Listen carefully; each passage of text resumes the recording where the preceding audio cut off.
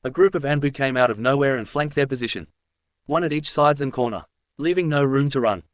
Relax Zabuza-san, they just merely followed protocols, Yugao said reassuringly to the duo, who was hand-itching to their weapon respectively. It was true. She knew it cause once she was a commander. It was a standard protocol that the third Hokage devised it in the Third Ninja War. To ensure that the person who want to join Konoha have to be escorted by Anbu. Rather be safe than sorry. They nodded but still wary of the group of trained killer. Yugao couldn't blame them, being a rogue nin and been in the run for so long. Hunted by hunter nin for years could do that to you.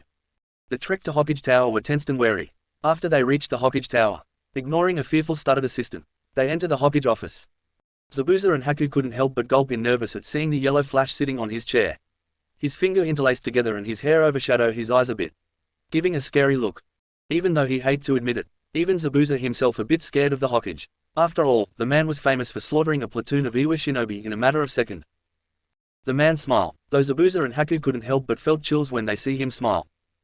Team 11, welcome back from your mission, and from what I read from your reports, there have been a problem I assume, he stated more than question. Yugao nodded, going on full Anbu mode. Yes Hokage-sama, the C rank we assigned 3 weeks ago has been escalated into A rank due to the influence the missing nin and mercenaries we encounter. Minato nodded as if he had been expecting this. He was shocked and worried when he heard his son was attacked by Kiri rogue nin but was relieved when he read the rest of the scroll. Yugao nodded and told the rest of the mission. From the demon brother to the battle of the bridge. Naruto internally groaned. He knew once the mission report finished, his father wanted to ask him about his abilities. So, Zabuza-san, Haku-san, you want to join Konoha? Forgive me if I sounded rude, but why? Minato asked. To be honest Hokage-sama, we still love our village, but with the civil war in Kiri and the Mizukage kept sending hunter nins hunting us, we felt that we need to lay low from the mist and Konoha had offered the best protection, Zabuza said sadly along with Haku nodding her head. Minato nodded. It's a solid reason. He heard rumor about the 4th Mizukage was a good man until he snapped and ordered his ninja to kill all bloodline user. The villager of course, protest against the Mizukage and make a rebellion against him along with the 7 swordsmen of the Hidden Mist. Some of the 7 gone rogue after they lost hope fighting against the Mizukage. Some still alive and continued fighting. The only one who still lives is Amayori Ringo, Jinpaki Manashi, Karamaru Kuriarare and last but not least, Zabuza Momoki. He heard the rumor about Kisame Hoshigaki gone rogue and had joined Akatsuki, but that has yet to be confirmed. Very well, why don't we get the paperwork out of the way? For now, he said almost miserably. Zabuza-san, I assume you be using the same name, right? He nodded. Now Haku-chan, what about your name? Zabuza smiled at Haku, who smiled back at him. She kept smiling, a beautiful smile. Naruto noted, I would like to keep Momoki as my last name. This shocked teammate and 12 except Naruto, Kurenai and Yugao. They already expect this. Minato nodded as if he already knew that Haku would pick Momoki as her last name. Very well, after they signed the official document of their background. Minato told them they would be under probation and under supervision of Anbu for 3 months before they finally make their ninja ID official. They nodded. Minato dismissed them but stopped Naruto for a talk. Naruto-kun, could you wait for a moment? He asked. Naruto inwardly cursed before sending a smile to his best friend Kiba and girlfriend. They nodded reluctantly before flight out, though the former waited a little to told him that he waited at the normal bar. Naruto-kun, is it true, about your ability? Minato asked slowly. He was happy and sad at the same time. He happy that his son has one of the Kumogakur bloodline, a strong affinity for lightning. Sad that his son hides such thing from him and the rest of his family. What true Hokage-sama? He asked in monotone voice. He knew what he was asking but damned. He didn't want to reveal his power to him earlier. The strength, the power that your team witnessed. Are you really that strong? What you heard today is just a sliver of my ability. Enough, I told you enough information about it, he said in cold tone, making Minato flinch. Then why Naruto? Why do you hide your strength? Minato didn't know why his son held back his ability in academy. It's best to be this way. I hate to be the center of attention, it's annoying, he finished with an annoyed sigh. I understand Naruto, you dismissed, Minato said with smile. He nodded, just as his turn and walked to the door and put his hand on the doorknob. Naruto. I'm glad you okay. His eyes slowly widened before he glanced over his shoulder with a motionless look on his face. He saw Minato standing behind his desk, giving him a proud fatherly smile. His heart ached. He don't know why, but every time Minato or Kushina or any of his siblings gave him that kind of affection, he felt a pang of hurt in his chest. After a moment, he scowled and slammed the door. Minato sighed as he gazed at door with a longing look in his eyes. Line break. I just don't understand. What is you don't understand, bro? I wanted to hate my family for what they did to me, but for some reason, every time they gave me that smile or any kind of affection gesture is making me hurt. Kiba patted his back like any good bro would do. Naruto sighed softly as he swirled the drink in his hand, watching his reflection into those cold beverage. He raised his cup and hit the glass with Kiba before gulp it down to his throat. Tasting the honey sake he ordered. Kiba raised his two finger at the barmaid who nodded. She brought another bottle of honey sake and put in front of them. He grabbed the bottle and poured the content to his and Kiba glass. It is safe that you guys drink that much, the barmaid asked as she glanced free bottle at the garbage bins courtesy of Naruto and Kiba. Old enough to kill, old enough to drink, they said in unison. The barmaid giggled. Well, I supposed so. She gave Naruto a seductive wink. Though I could make your day better, handsome. She trailed her finger up his jaw. He grabbed her finger and raised his hand, showing a diamond ring. Sorry ma'am, just the alcohol, she pouted before sauntered away with a sway of her hips. Cheers, they clashed their glass again before drinking the content. Honestly Naruto, Kiba started as Naruto twirled around on his stool, gazing at the bar door as if expecting something. Your situation with your family, he paused as if trying to find the right words, is, in a way similar to mine and Henna relationship. He raised his eyebrow. Care to share? He sipped his drink. Do you know that Henna was the clan heir before me? He widened his eyes before he shook his head slowly. Yeah, Henna was the clan heir before I was even born. After the Kyuubi attack, the clan elders decided to choose me as the clan heir instead of Henna. Wow, talk about old fossil. Kiba laughed cheerfully. Dude, you have no idea. He calmed down after a moment. She, of course, was furious about this revelation. She distanced herself from Mum and me. She always spent her time at the vets. He smiled, but after a year, she finally warmed up to us. He drank his drink once he finished his story. I guess the lone wolf always come back to her pack, eh? Kiba laughed at Naruto joke before he glanced to his right. He saw a young teenage girl with brown hair kept sending glances at Naruto. He smirked. TCH lucky bastard, he whispered before shaking his head. But Naruto didn't hurt him. His gaze set on the woman that just entered the bar. She wearing a grey silk kimono with white sash tied around her waist, making her breast cling to her cloth. She had jet black raven hair tied into ponytail that went down to her hip. Her luscious red lips set into an amused and lust-filled smirked. But what surprised Naruto is her eyes. They were startling grey. Athena, he thought with a narrowed eyes. He saw she walked one of the booth with a sway of her hip, making all the men who saw her drooled except him and Kiba. The former was suspicious while the latter is too drunk to notice. The woman's eyes met with him and she smirked even more. Eyes half-lidded, she motioned him to her with her index finger seductively. He still stared at her suspiciously. She pouted at him, putting her finger to her mouth and sensually sucked it. He heard a loud thud and saw a puddle of blood all round. Apparently, all the males were blown back in nosebleed at her cuteness and sexiness. Naruto glanced at Kiba and sighed when he saw his friend also on the floor, blood dripping off his nose with a pivoted gin. He stood up and walked to the woman booth. He sat opposite of her with a wary and cold gaze at her. She giggled. Ara, is that the way you greeted your grandmother? I have no grandmother, he said in cold tone. She leaned forward with a seductive smile, all the while giving him view of her top breast. How about divine grandmother? She hummed seductively. Naruto stared at her before his eyes widened and she grinned lustfully at him. The raven hair, grey eyes that seemed to glow wisdom. Meet us, he whispered as she still grinned at him. That my name, handsome, and don't forget it. She licked her lips sensually before leaned back at her seat. What are you doing here? I thought you were dead, he whispered harshly. She still had that grin on her face. Oh my sweet grandson, she cooed, for having my daughter blessing. You still slow, aren't you? She teased him. Zeus swallowed you. Her seductive face changed into a snarl at that statement. Oh, but he forget about one thing. I'm immortal. Zeus maybe swallow me, but like them in my brother's stomach. I survived and transformed into a strand of hair on my daughter's head. The fool doesn't even realize I survived and ran away from Olympus once I was freed. Then why are you here? He asked warily. Her face changed into seductive one in a matter of seconds, making Naruto wonder if she a bipolar. I'm here cause of the crooked one sent me. Naruto choked on his saliva. She giggled at his expression. That right, Naruto. These Olympians thought they could hide everything from him. But they forget about one thing. The wise always outmatch everything and everyone. I joined Kronos to destroy Zeus cause what he had done to me. The crooked one sent me here to recruit you, Naruto-kun. She trailed his manhood through his pant with her toes. So what do you say? No. She sighed. Such a shame. I could give you the best sex of your life. She leaned forward, showing her impressive bust, and I'm sure Leto would join me. He once again was shocked at that statement. You heard right, Naruto-kun. Leto, the mother of Apollo and Artemis, has joined the crooked one for what both Zeus and Hera done to her. Like I said, no. He stood up, glaring at her furiously. She smiled sadly as if she was sad that he didn't join. Very well, Naruto-kun. She also stood up and started to fade. But remember, the crooked one will not take this news kindly.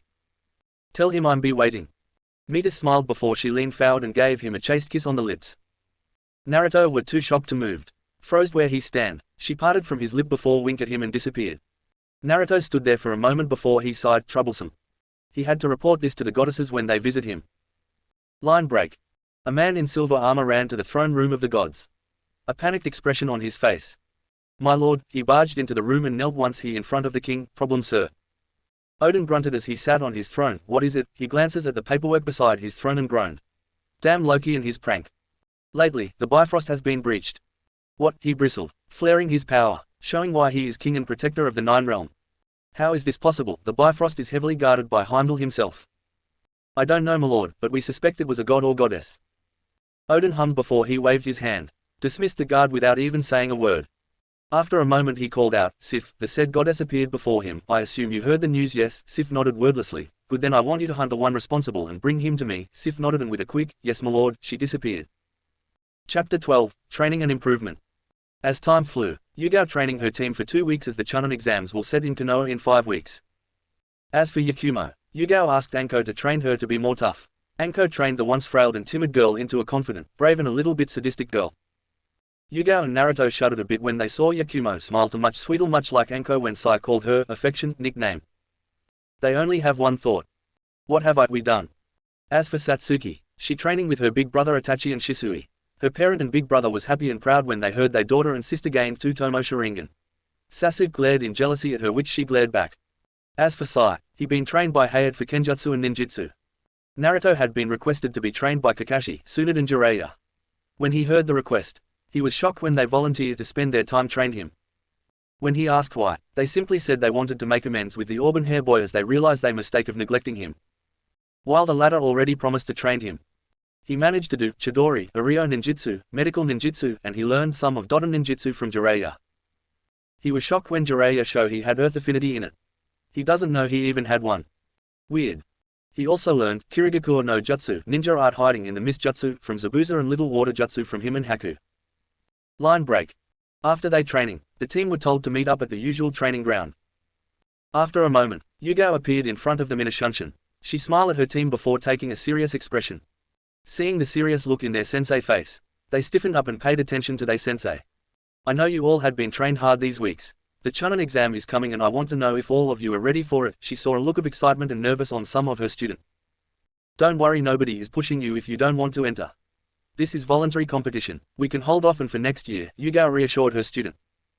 "No, I want to enter, sensei," Naruto stated with a gleam in his silvery reddish flame eyes. "Me too," Sai said with a smile. "Let's do this," Satsuki said with a smirk. Yakumo said nothing, but she nodded with a smile. Seeing the confident look in her genin eyes, she couldn't help but smile in proud. "Very well, I will let the Hoppage know that you want to participate this exam." Yareni, she disappeared in a shunshin. "Well, I'm hungry now, wanna get some meat at Yakiniku-Q?" Naruto asked as his team nodded. Line break. "Watch where YA go and YA brat," they all heard a furious voice yell. Naruto set his chopstick down and paid their meal before rushing off where that yell was. Once he arrived, he saw a teenage in black uniform and war paint on his face holding up Konohamaru, the third Hoppage grandson. "Oh, you gonna cry now? Tsk, this village is nothing but full of brat," he said as he cocked his fist back, ready to strike the kid. Before he could even punch the kid, a girl with giant fan and sandy hair tied into a 4-pigtail grabbed his wrist. "What are you doing, Kankuro?" she hissed. "Just teaching the brat a lesson, Temari," now dubbed Kankuro said. Suddenly Naruto appeared in front of them in a lightning, startling both of them as Kankuro released Konohamaru. "What a Sunanin doing here picking on little kid?" Naruto said dangerously, leaking killer intent, making both Sunanin sweated. "Who the hell are you?" Kankuro yelled as he took a step back with Temari. "You don't have to know," and he pointed at the tree not far away. "You can get out now."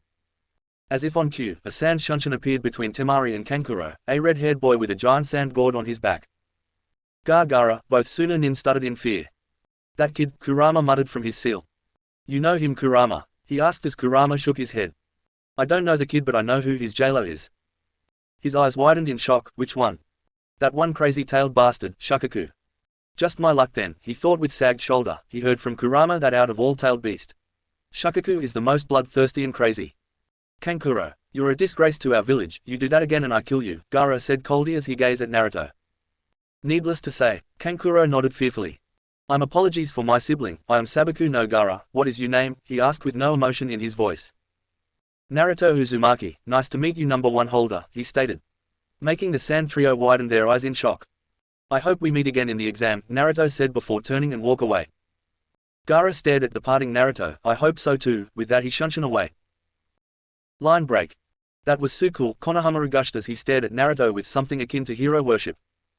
Naruto chuckled as he ruffled the kid hair, making the said kid pouted. It was nothing, Konohamaru. Nothing, I mean you appeared out of nowhere in a lightning. That just because I trained hard, Konohamaru. If you want to get stronger then you have to work for it. Konohamaru's eyes shined in determination. I will beat you and I will become Hokage boss. From now on we rivals, he declared. He raised his eyebrow. Why do you want to become Hokage? He saw the kid's shoulder slumped a bit. It's you, he paused. People actually see me as honorable grandson, and not as me. I hate it. I'm just so tired being called that, and I decided one day I will become Hokage and the villager will acknowledge me as me. Konohamaru Sarutobi, Konohamaru said with fire in his eyes. There's no shortcut to be Hokage, Kono, Naruto said firmly. To become a Kage is a hard path. You can't take any shortcut at all, only many hard work and willpower can get someone worthy of the title Hokage. So you saying that if I want to become Hokage, I have to work hard and through willpower and guts can become Hokage? Yep. Then I just do that and show everyone that I am not just the honorable grandson, I am Konohamaru Sarutobi. Line break night. Naruto hummed as he headed to his training ground. He pondered about a jutsu. After the goddesses sent him the ability to control lightning and darkness, he had been thinking if he could combine both ability into a jutsu, it would be X rank no doubt. The sound of sword clashing brought him out of his thought. He silently made his way to his training ground and saw a golden-haired girl in a furious sword fight with a short blonde-haired girl, a red-haired girl watching the fight from the sidelines. Suddenly Naruto's senses went haywire and he leaped off from the tree he hiding. Just in time to avoid being hit by a flaming ball of hair that assumes the shape of a mouse engulfed in flames. Mouse hit the tree he was hiding and exploded into pieces. He unsheathed his katana and blocked an incoming strike from his side. He looked to Th owner and saw the red-haired girl glaring at him. Who are you? She hissed. Naruto stomped his foot, making a stream of lightning came out of it and hit the red-haired girl. She screamed in pain and Naruto jumped away from her to get some distance. A tall and slim, blonde hair tied into a long ponytail girl came out from the woods and yelled at Redhead who was trying to strike him down. Karui, stop. Now named Karui stared at her in disbelief. WH what but YUGITOSENPAI, this guy was spying on us. I know, I assumed so when I first saw him in the shadow, but take a closer look at his headband. She took a deep breath and did what she said. She saw the Konoha symbol glinting in the moonlight. Yo, you a Konoha shinobi, Karui said as she panicked. Damn, she almost killed a Konoha shinobi. Granted it was an accident. It would be international no doubt. She was pretty sure the Raikage didn't want that. Naruto nodded. What is Konoha shinobi doing here? The Goldenette said in soft and monotone voice. You unaware? Naruto asked, raising an eyebrow at the Kumo nin as they all look at each other. Confused, they shook their heads. This is Konoha private training ground. Only Konoha nins can use this training ground, he said, pointing at the Konoha symbol at the nearby tree. The Kumo nin eyes widened in shock, though the redhead was shaking in fury. Damn it. I knew we shouldn't trust Omoe and his instruction, she hissed in anger. The short-haired blonde sighed as she gazed at him. I apologize for my team. I'm Samui, the team leader from Kumo. I'm Eyes Wallenstein, the golden girl said. Karui, the red-haired girl said, still fuming about Omoe. Yugito Niai, the long ponytail blonde girl said. So if you don't mind, I'm gonna train here. If you want to use a training ground, use the public training ground not too far away from here, or you can ask your Raikage to order a private training ground for your team, he explained as they nodded. Yeah thanks, Karui said with a grateful smile for the information. They all disappeared in a shunshin. Line break 30 minutes. Naruto was training his kenjutsu when he heard a voice echoed through the village. I'm SOOOOOOOORRRRRYYYYYYYYYY. He heard a male voice shouted on top of his lung. His tone had a fear in team. UDEAAAAAAAAAD, he heard Karui fury voice echoed through the village. For a scary moment, he heard nothing, that he heard a crunching noise of bone breaking. He winced, poor guy. Chapter 13, The Chunin Exam. Naruto and his team made their way to the academy where the exam held. Entering the building together. After they entering together, Team 11 immediately saw a poor genjutsu blocking the genin in front of them. Hey please let us in, a bun-haired girl pleaded. She wore a pink sleeveless keep-out blouse and green pant. Ha, just look how weak you are, you have no chance in the exams, one of the Chunin sneered at her. Naruto glanced at floor number and saw the digit was slightly disoriented. He nodded to his teammate who noticed genjutsu. Yakumo and Satsuki slightly sighed at the pathetic genjutsu. They head upstairs and entered the meeting room. They immediately felt the killing intent from all genin were present. But they didn't even fazed by the killing intent. Being a Jinchuriki, trained by Root and facing Zabuza face to face helped them to stand against the combined killing intent. Let's show who the top one is, Kurama yelled in his head. Feeling a little bit challenged. Naruto nodded silently as he felt Kurama angry and red chakra flow through his chakra coils. Almost instantly, the killing intent were backfired to the other genin as Naruto countered with his own killing intent. Then Naruto flared his chakra. Cracks formed on the wood floor and a strong wind burst out from Naruto red angry hissing chakra. A lot of genins fall to their knees and puke their breakfast out. Some manage to overcome the killing intent but have a violent shiver. Some of them fall to the ground, sobbing as they keep seeing the vision of their death. His team also didn't fare much better. Sai had sweated a river on his feet. Yakumo was shaking and Satsuki keeps sniffing and crying. Kurama, I think that's enough, he said to the fox who scoffed and cut his chakra from Naruto chakra coils. They are weakling if they couldn't stand my chakra. That is because they never stand against a full-out Biju chakra before, he retorted to the fox who sniffed in disdain at the said weakling and his container defending the said weakling. He grunted and lay his head on his paw, watching the exam through his eyes. Some of the genin managed to get up on their feet but some of them faint and need to be wake up by their teammate. After a few minutes, they heard the boisterous voice of Sakura and Ino. They glanced over and saw they bickered about who boy is the most hot. Namely Menma or Sasuke.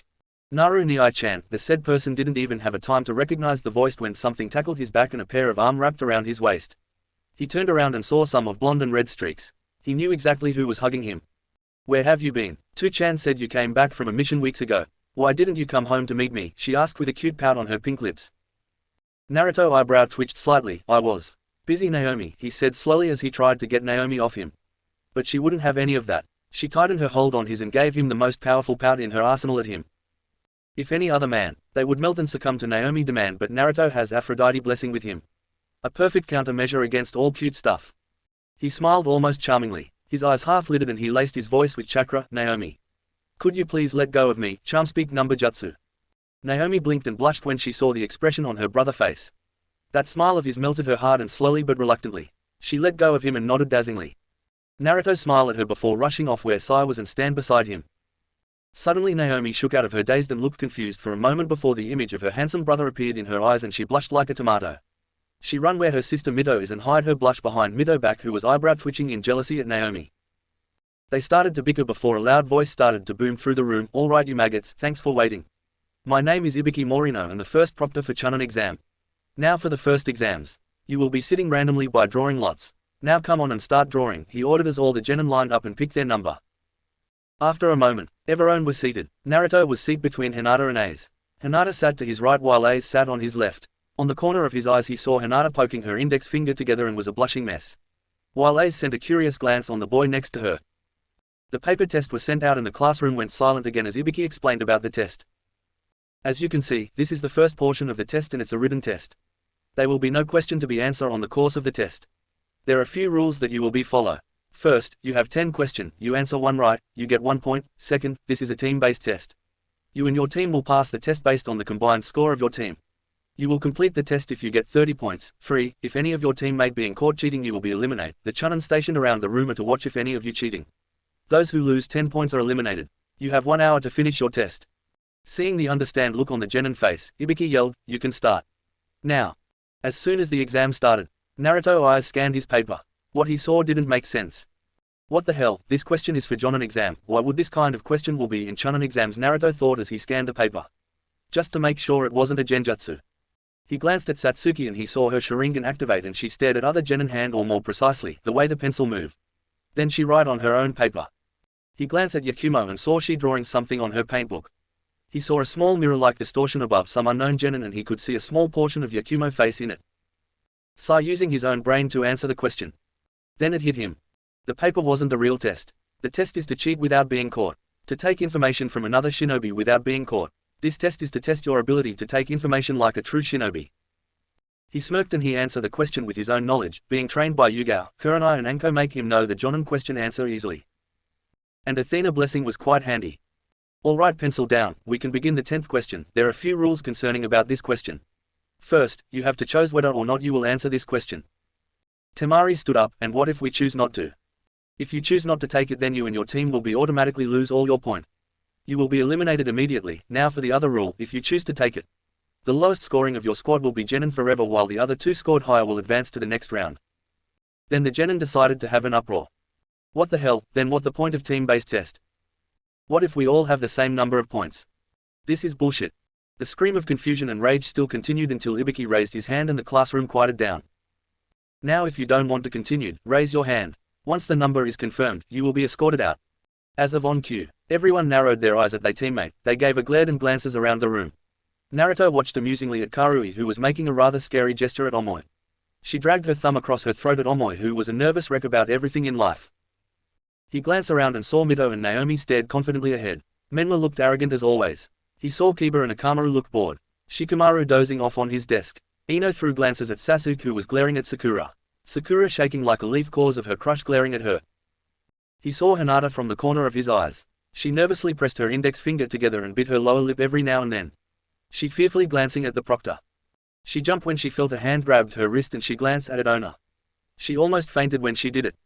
Oh my gosh, oh my gosh, oh my gosh, Naruto-kun is touching me. She did a mini bat flip in her mind as she blushed at her crush. Anno Hinata-chan, don't worry much about the test. He tried to scare us off at all, he reassured her. Using Hestia blessing to soothe her nerves.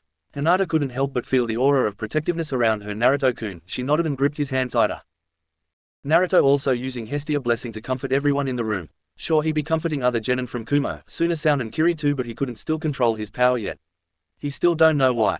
He had a bad theory, but he don't want to admit as much he hated this feeling, Gaara thought, surprised when he feels safe. Protected, as if he's safe from everything. Safe from the hated eyes of his villager. Safe from those who want to hurt him. He feel comforted. He cracked his neck left and right, trying to find the one who caused this feeling. His eyes landed on one auburn hair boy. A brownish red energy came out of his body faintly. He narrowed his eyes at the boy. That boy, he heard his high-pitched voice, mother muttered in surprised. You know him, mother. Gaara. Do you mommy proud and kill that boy quickly as you can. You can let that boy leave, do you hear me? Shukaku yelled, making Gaara hissed. Of course, mother. Satsuki jerked forward when she felt something in her heart. She felt cozy and it feel like home. She sensing around and she sensed that feeling came from Naruto. She activated her Sharingan and saw a brown and red energy leaking out of Naruto, but it was faint as if it was about to die any second now. She blushed when a small pink glow sparkled in his chakra coils and she blushed heavily. When the pink sparked in her eyes, an image appeared in her eyes and saw a bunch of naked Naruto gang up on her naked body. She blushed hard when she saw his well-toned chest. Ibiki raised his eyebrows at the tomato face Uchiha princess, wondering what is wrong with her. Seeing resolved and calm look around him, Ibiki smiled, all right for those who staying. Congratulations, you passed the first portion of the Chunin exam. Cue more outrageous shout. Calm down and I'm explained. They quieted down. This question is simulation where you have to take a risk. That risk have two consequences. 1, you sacrifices your teammate for your own gain, or 2, you give up and retreat with the life of everyone else. Because in times, information is more important than life, and on mission and on battlefield. People risk their life just to get their hands on it, but you should never give up any of your teammate life for your own personal gain. The genin all around nodded. Now, the 88 of you, again, congratulations on passing the first exam. Just as he said that, the window of the classroom exploded as 4 kunai embedded itself on the corner of the room and a banner itself show making Naruto sweet dropped. Anko Matarashi, the most sexy and hot, you second proctor. You fuck brat, Kurama laughed madly in his head. Shut up. Alright you brats, no time for celebrating, now it's time for the second portion of the exam. I'm your proctor for now, meet me at training ground 44 or I fail you, no exception. With that, she shunshed away from the class. Ibiki sighed as he walked out of the banner. You heard her. Now go. They all flied out in a stampede manner. Chapter 14, The Forest of Death. After making their way to training ground 44, also known as the Forest of Dead. The forest were mostly full of carnivores and giant bugs. Spiders, centipedes, leech. You name it and the forest have it. At gigantic size too. Not even a full-fledged jonin could survive living in the forest if they not careful enough, except one. Anko living in the forest with her giant snakes that protect her, while her sensei lived in Midtown Konoha. How is that woman could lived in this forest Naruto would never know. Giant snakes protecting you aside. It was a complete isolation from Konoha Market. Now welcome to training ground 44, also known as the Forest of Dead, Anko said. Leering at some frightened genins, this is where the second part of the Chunin exams take place. In this part, you have to fight and survive for 5 days while trying to reach to the tower in the middle of forest, but that not the only things to do. You have to grab this scroll from the other team. She pulled out a pair of scroll with Earth and Heaven labeled into them and raised it in the air for the genin to see. What 5 days? What about shower? A certain pink-haired girl asked. What about food? A certain chubby boy asked while glancing nervously at the tiger who was staring at him for the past 3 minutes they've been there. The tiger licked their lips, thinking about the chubby boy meat. What about sleep? The pineapple boy asked while yawning. Anko gained a tick mark on her forehead at the genin idiotic question. Didn't you brats hear? You have to survive in the forest. There are plenty of animal you can hunt and edible plant you can eat. There are plenty of river in there for you to take a shower, but be wary of my giant snakes. They like to stalk the females. She leered at the female genin present, making all of them including A's and some we shiver at her proclamation. Great, just like Anko to give a kinky story to us. Naruto deadpanned at his sadistic and idiotic friend, Sensei. Each team only have one scroll. The scroll will be random. Whether it be earth or heaven, you will have to take the opposite of the scroll to advance to next part. You need to get both of the scroll and get to the tower with all of your team intact within the time limit. The rules are if you get to the tower with only 2 or 1 member left, you will be automatically eliminated. You miss one of the scroll, also be eliminated. You only have 5 days to get the scroll into the tower. Once inside, you can get out until the time limits run out. And one last thing, opening the scroll before getting to the tower is also get you automatically failed, Anko said, sneering at the genin who looked nervous, while some show their excitement either by smirking, smiling or grinning and shaking like a fool. Now these annoying rules away. Fill out these forms. They waivers and information concerning yourself. You need to hand in 3 to get a scroll and be sure to hide it well. Don't know who watching, she instructed the genin. After getting their forms, Team 11 sat far away from everyone. They sat on the grass while thinking about what would be waiting for them in the forest. Alright, I think we gonna need a plan if shit hit the fan, Naruto voiced his thought as the other nodded. We should have Yakumo have the scroll since she can hide herself with the Kurama clan genjutsu, Satsuki said as Yakumo nodded. And Sai, you and I can send Kage Bunshin and yours Ink Jutsu to scout out the entire forest. My clone could fill half the forest while you're covered the other, Naruto ordered as Sai nodded. Glad I brought extra ink today, Sai joked as they all chuckled. Satsuki, you and I are offensive, we attack the other team while Sai cover Yakumo back but don't make it too obvious, Sai, Satsuki nodded as Sai already painting his scroll as a standby jutsu. Alright, let's do this, Naruto said as he put his hand out. They smile and put their hand over Naruto, team 11 inches. Line break. Finishing up signing their forms, they make their way to the tent where they would get their scrolls. After they got heaven scroll, they head to the gates but Anko suddenly appeared in front of them and said want to talk with Naruto for a moment. They all head to the gate except Naruto. So, what do you want to talk about, Anko? She smiled, not the usual crazed smile she wore during her interrogate her enemy but a genuine smile that made Naruto breath hitched. Well, I know you can pass the exam, Naruto, but I'm as a friend I wanted to, well, to wish you luck. She came forward and hugged him, making Naruto blushed as Anko asset pressed against his face. He wrapped his arm around her waist. What, you expect me to die in this exam after all of that training Yugo and Kurenai put me through? She chuckled and ruffled his hair. I know, kid, but this is the shinobi life. A life and death situation is a common thing for a shinobi, but I have the right to worry about my friend, comrade and lil bro. She placed both of her hand on his cheek as she gazed at those beautiful silvery reddish flame eyes he has. Naruto smiled softly at her. I promised I came back alive, Anko. He put his hand on her wrist and gently retracted her hand from his face. Oh, and this is a good luck charm from me. Take it as a late birthday gift. She fished something in her pocket and bring out the item she searched. A necklace dangling between her finger. The chain connected to a beautiful silver fox head that resembled Kurama. A red flame inside the head, cracking as if it was a real fire, but there was no sound or smell of fire. Naruto stared at the necklace, amazed at the beautiful necklace. He could literally feel that Kurama also stared at the necklace in appreciation. Anko smiled at his expression before she walked behind him and tied the necklace to his neck. Naruto glanced at his chest where the necklace dangling. He looked over his shoulder and smiled at Anko, who mirrored his smile. Now go, Naruto, make all of us proud, Anko said as she clapped his shoulder and pushed him, making Naruto stumble before he chuckled, running to his team. Hi. Line break. Naruto met up with his team and waited. A buzzer was sound and the gate opened. They all rushed in. They kept going for 1 hour to scout and rest. So Sai, bring him up, Naruto said as he do one of his favorite ninjutsu, Taiyu Kage Bunshin no Jutsu multi-shadow clone jutsu. A3 group of shadow clone appeared in front of him. Alright, I want each of you take this sealing tag and plant it to every part of this forest, Naruto ordered his clone, who nodded and shunshin away. Sai took out one of his big scroll. He unrolled it and saw many of his tiger, bird and mouse that he painted in the scroll. He put his hand into a hand sign, Choju Giga, ninja art, super beast scroll. The animal he paint came out of the scroll. Scout out this entire forest and wait for my command, he said as the animal nodded and stampeded off to the other part of the forest. After a moment they started hopping tree after tree. For 30 minutes, Naruto suddenly said that he had a nature call. Understanding the innuendo, they told him they wait for him as he take care of his business. For 2 minutes, Naruto came out of the bush, grinning. Sup girls, now let's mow. He was cut off when Satsuki spit a small fireball at him. What the hell, why do you that? Naruto said as he stared at them, wide-eyed. Naruto-kun wear a necklace on his neck and he would not dodge a fireball from the flat-chested, Sai said in monotone voice, unsheathing his tanto while stood close to Yakumo but not too close to make it obvious. Yakumo and Satsuki nodded, though the latter gained a tick mark at Sai, affection, nickname for her, while the former sighed miserably at the upcoming beating Satsuki about to give Sai. Now she had to stop the fight and find Naruto-kun. TCH, it doesn't matter anyway. I'm taking the scroll from you and maybe I get to have my reward with you too. Naruto suddenly goes poof, and in his place was a boy from Kirigakure. He wore a standard Kirigakure nin wear. He said in a lecherous tone in the end while gazing at Yakumo and Satsuki lustfully. Sai narrowed his eyes at this pathetic trash thought on his family while Yakumo and Satsuki shivered in horror at the thought and gained a female demonic rage expression. Before any of them could act, a bolt of darkness coated in lightning pierced the Kiri-nin in the chest, hitting the heart, immediately killing him. The Kiri-nin gave a silent scream as life leaving his eyes before he collapsed, revealing Naruto behind him, a cold look on his face with shadow dancing around his arm and lightning dance between his fingertips. All in all, it gave him a scary and badass visage to his team. "Too bad for you, you dead," he said without remorse for what he has done. Satsuki and Yakumo stared at him wide eyes but didn't said anything. They learned the shinobi life is the life of killing people. Their parent told them that as they was a shinobi, or in Fugaku case still a shinobi but resigned to be a commander of the Konoha military police force. But it still shocked them that the cheerful and go-lucky sunshine of their team could be a cold-blooded killer. Sai just nodded approvingly. Being a root for so long helped him to understand that scum like that need to be killed.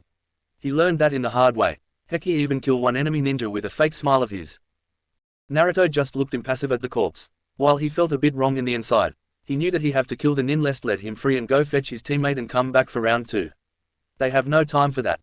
Naruto and the rest of the experienced shinobi only share one thing.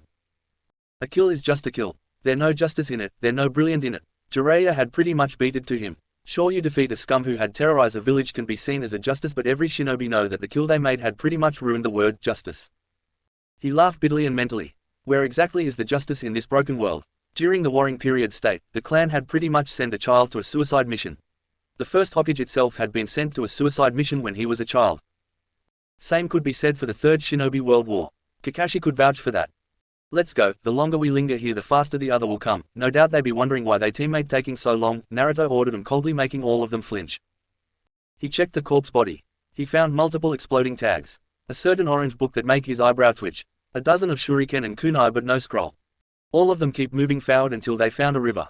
Naruto stated that they camped not too far from the river since they could get the water supplies and a slight chance that the other team could take a water from the river and set an ambush. They nodded at the plan and make their way not too far from the river. They make a small genjutsu around so the other team didn't notice they were there and pull out their sleeping bags. Naruto took the first watch and they all goes asleep except Naruto. Line break. Eventually morning came and greet them. They all waking up and take shower the river and packed and sealing their things. Just as about Naruto to move on, he sensed something coming toward him and fast.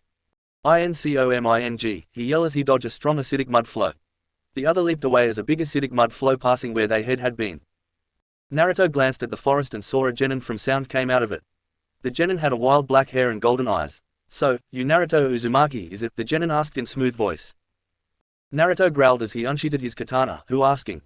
The genin smiled and bowed his head. Ru Homatsu, he flashed through hand sign, Yoden, Shakugayugan no Jutsu, lava-style scorching rock jutsu. He expels a large amount of lava from his mouth, which quickly solidifies into multiple boulders of molten rock that are fired towards them with tremendous force. Naruto flashed through hand sign, Suden, Suijinchu, water-style water pillar chakra needed inside Naruto body is converted into water and then expelled from his mouth in a dense, curved torrent, near instantaneously creating a circular barricade that intercept the incoming scorching rocks. The water hit the rocks and steam let out as the two jutsu collided. Ru looked around calmly as he sensed multiple chakra ahead. Kaden, Hosenka Sumabeni, fire-style phonics flower shuriken jutsu, Satsuki muttered as she flashes through hand sign. She creates a volley of small fireballs, which are sent flying in an unpredictable manner, assaulting at the unexpected Ru.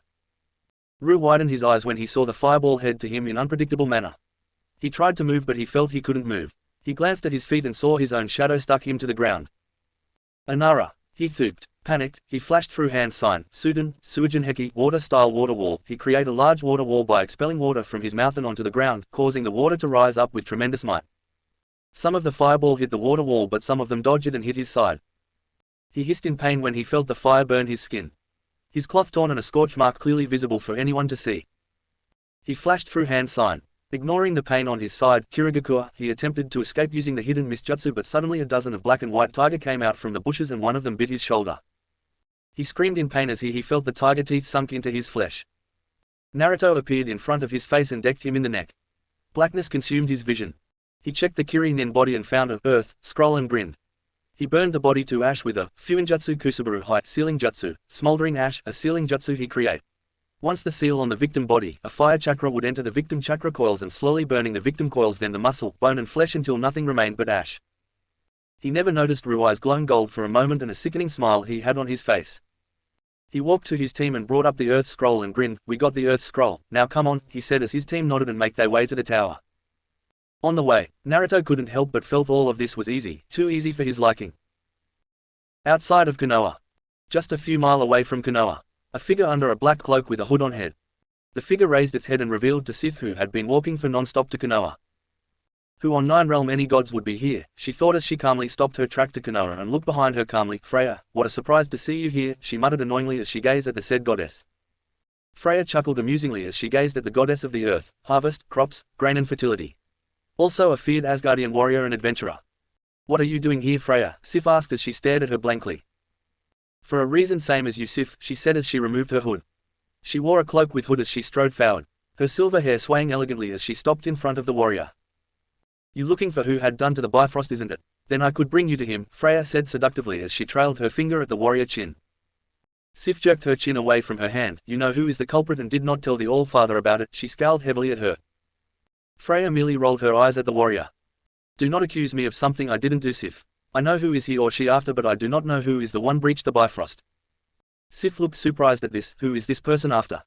Freya smirked. Naruto Uzumaki. She waved her hand as a purple energy flowed out of her palm and formed into a mirror showing an image of auburn-haired boy. I immediately sensed some power in him that I never felt before, and when I sensed it with more focus it felt more power, more pleasurable, she moaned as if the image gave her a pleasure. Sif looked at mirror and saw some of the traits that the Greek goddess has. The auburn and flame eyes were obvious to anyone. Why this boy appearance similar to those of Greek goddesses? Sif asked, interested in Naruto. Oh apparently that annoying Greek goddesses get to him first, she said. Annoyance clear in her voice. In her opinion the Greek goddesses is snobbish and too much prude for her liking. Especially Athena, Artemis and Aphrodite. Athena is just more arrogant while Artemis is just plain annoying with her hate man tendencies. Aphrodite is just a mockery of love goddesses to her. She laid with almost every male she found hot and too much girly for her taste. Sure, she a goddess of love, beauty and lust too, but she didn't sleep with anyone she found hot.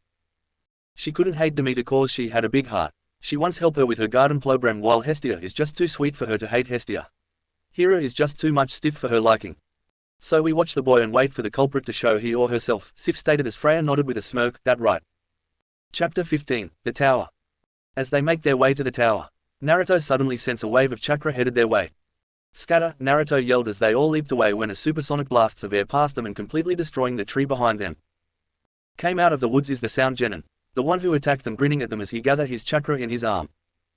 Well, what do we have here? A bunch of Konoha weak Genins, one of them sneered while gazing at the female lustfully. Looks like you've been through hell. Well, let make that true, huh? One of them sneered and pointed his porous metal gauntlet that is located on his right arm at him. Kyomizen, vibrating sound drill, he generating enough sound and unleashed in waves at them. Naruto had more sharper eyes except Satsuki saw the attack. He flashed through hand sign, Doten, Doruheki, earth-style mud wall. He creates a solid wall of earth as a form of defense. His eyes widened when the mud wall crack and fall off. The sound waves hit him. Naruto fall to his knees when he suddenly feel nauseous. He puke his breakfast out. He stared at the smug Sound Nin and snarled, what have you done to me? The one looked like a mummy chuckled darkly, like it Blondie, that is my Kyomizen vibrating sound drill. Once the sound waves hit you, they will keep vibrating your body until they break. Everything, bones, muscle tissue, flesh. I'm impressed you could still stand after taking that hit. If it was anyone else, they would break as soon as the waves hit them. Well, not anymore. I'm healing your body, kid, so don't worry, Kurama said as he finished take his nap. Thanks, Kurama. He mentally thanks the nine-tailed fox who grinned back at him as he stood up. And now you dead, he said coldly as he flashed through hand sign, Raiden, Kuropansa, lightning-style Black Panther. After generating black lightning from his body which takes the form of a panther, the panther rushed toward the Sound Nin. Kin, the bandage Genin said to their only female team member who nodded. She make a hand sign, Futon, Hanakiri might wind-style flower scattering dance. She summoned a cyclone of petals that rushed at the panther and hit it. Easily dissipate the panther. Naruto wasted no time and nodded at Satsuki who nodded back. He rushed to the Sound Genin as she flashed through hand sign, Kaden, Kiryu Enden, fire-style dragon flame bomb. She needs her chakra into flames, which are then manipulated into a genuine-looking dragon. The dragon rushed forward and followed behind Naruto. The Sound Genin eyes widened when they saw Naruto rush toward them with a fire dragon behind them. Naruto leaped forward and grabbed the mummy one by the wrist. The mummy lone eye widened when he couldn't move. He tried to get out of his grasp but Naruto tightened his hold on him. The flames hit them and the mummy guy screamed in pain as the flames melt his skin. DOSU, two of the Sound Genin yelled and could only watched in horror as the flame died down, revealing a scorching corpse of Dosu who fell down with a thud. His skin badly melted. His face was a pitch black as if it was a charcoal. As for Naruto, he perfectly fine. His turtleneck tank top were burned and his pant knee torn off, but he didn't get burned. Not even one scar on his body. Hestia flame-resistant and Kurama own came in handy, he mused. When he get hit with that fire dragon it was more than a tickle rather than pain. He glanced at the other two sound nin who was shaking in fear at the death of their comrade. Surrender or die, he threatened them before the Zaku gained a hard look on his face. Foolish. You bastard, you pay for what you did to Dosu, he yelled in fury before flashing through hand sign, Doten, Doro Hoshi, earth-style mud silhout. He summons a river of mud which rushed at Naruto. Sai get ready, Naruto said as Sai nodded. Yakumo drawing on her sketchbook, ready to dull their sense. Satsuki gather her chakra standby. Naruto flashed through hand sign. Doten, Daikidokaku, earth-style vast mobile core. He lowered the terrain within a specific area surrounding the river mud, stopping it before it reached them. Genjutsu Shibari, paralysis Genjutsu, Yakumo muttered as she furiously painting her sketchbook. She binds the sound nin in a Genjutsu, rendering him incapable of movement. Sumi Nagashi, ninja art, ink flush, by directly pouring out his ink instead of using it to draw, Sai create a large nest of snakes to bind the sound nin. Zaku and Kin gasped in pain as the snakes coiled around their body and tightened it to the point they face starting to turn blue. Sai, loosened them a bit, Naruto ordered, which Sai obeyed. Mentally ordered his snakes to lighten a bit their holds on them. Satsuki, Naruto glances at her as she nodded with her Sharingan activate. Tomo swirling lazily as she wait the sound nin to look her in the eye. Magen, Keisuke no Jutsu, demonic illusion shackle stakes, she muttered. The sound nin caught in the illusionary world created by Satsuki, and Zaku with Kin is tormented with the sensation of having spikes driven through their limbs, taking away their body's freedom. They screamed in pain before fall on the floor with a loud thud.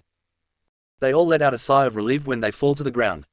Naruto motioned his head to the direction of the tower. Come on, as soon as we get to the tower, the better. They all nodded and moved as quickly as they can to the tower. Line break. When they saw the entrance of the tower, they gave a smile of happiness and relief. Entering the tower, they saw a broken message on the wall. Without heaven, Sai muttered as he gazed intently at the message. We need to open the scroll, Naruto said as Athena blessing kicking in. Yakumo bring out the scroll and give it to Naruto, who gave one to Sai and hold one for himself. Ready Whisker, Sai stated more than asked with a smile. Naruto chuckled, I was born ready Sai. They nodded to each other and opened the scroll. Naruto immediately threw his scroll when it started to burn, with Sai followed suit, throwing them away as far as they could on the ground. However, they were surprised when they saw Yuga standing when the smoke cleared. SE-sensei, Satsuki and Yakumo shouted in shock while Naruto and Sai just smiled at her. What are you doing here sensei? Naruto asked. I'm here to congratulate you for passing the second portion of the exam and to escort you to your room, Yuga said as she brought her team to their room for rest. Line break. Naruto woke up after a long nap. He was well rested after the exam they'd been through and his stomach rumbling loudly, demanding food immediately. He stood up from his bed and walked out of the room to the cafeteria.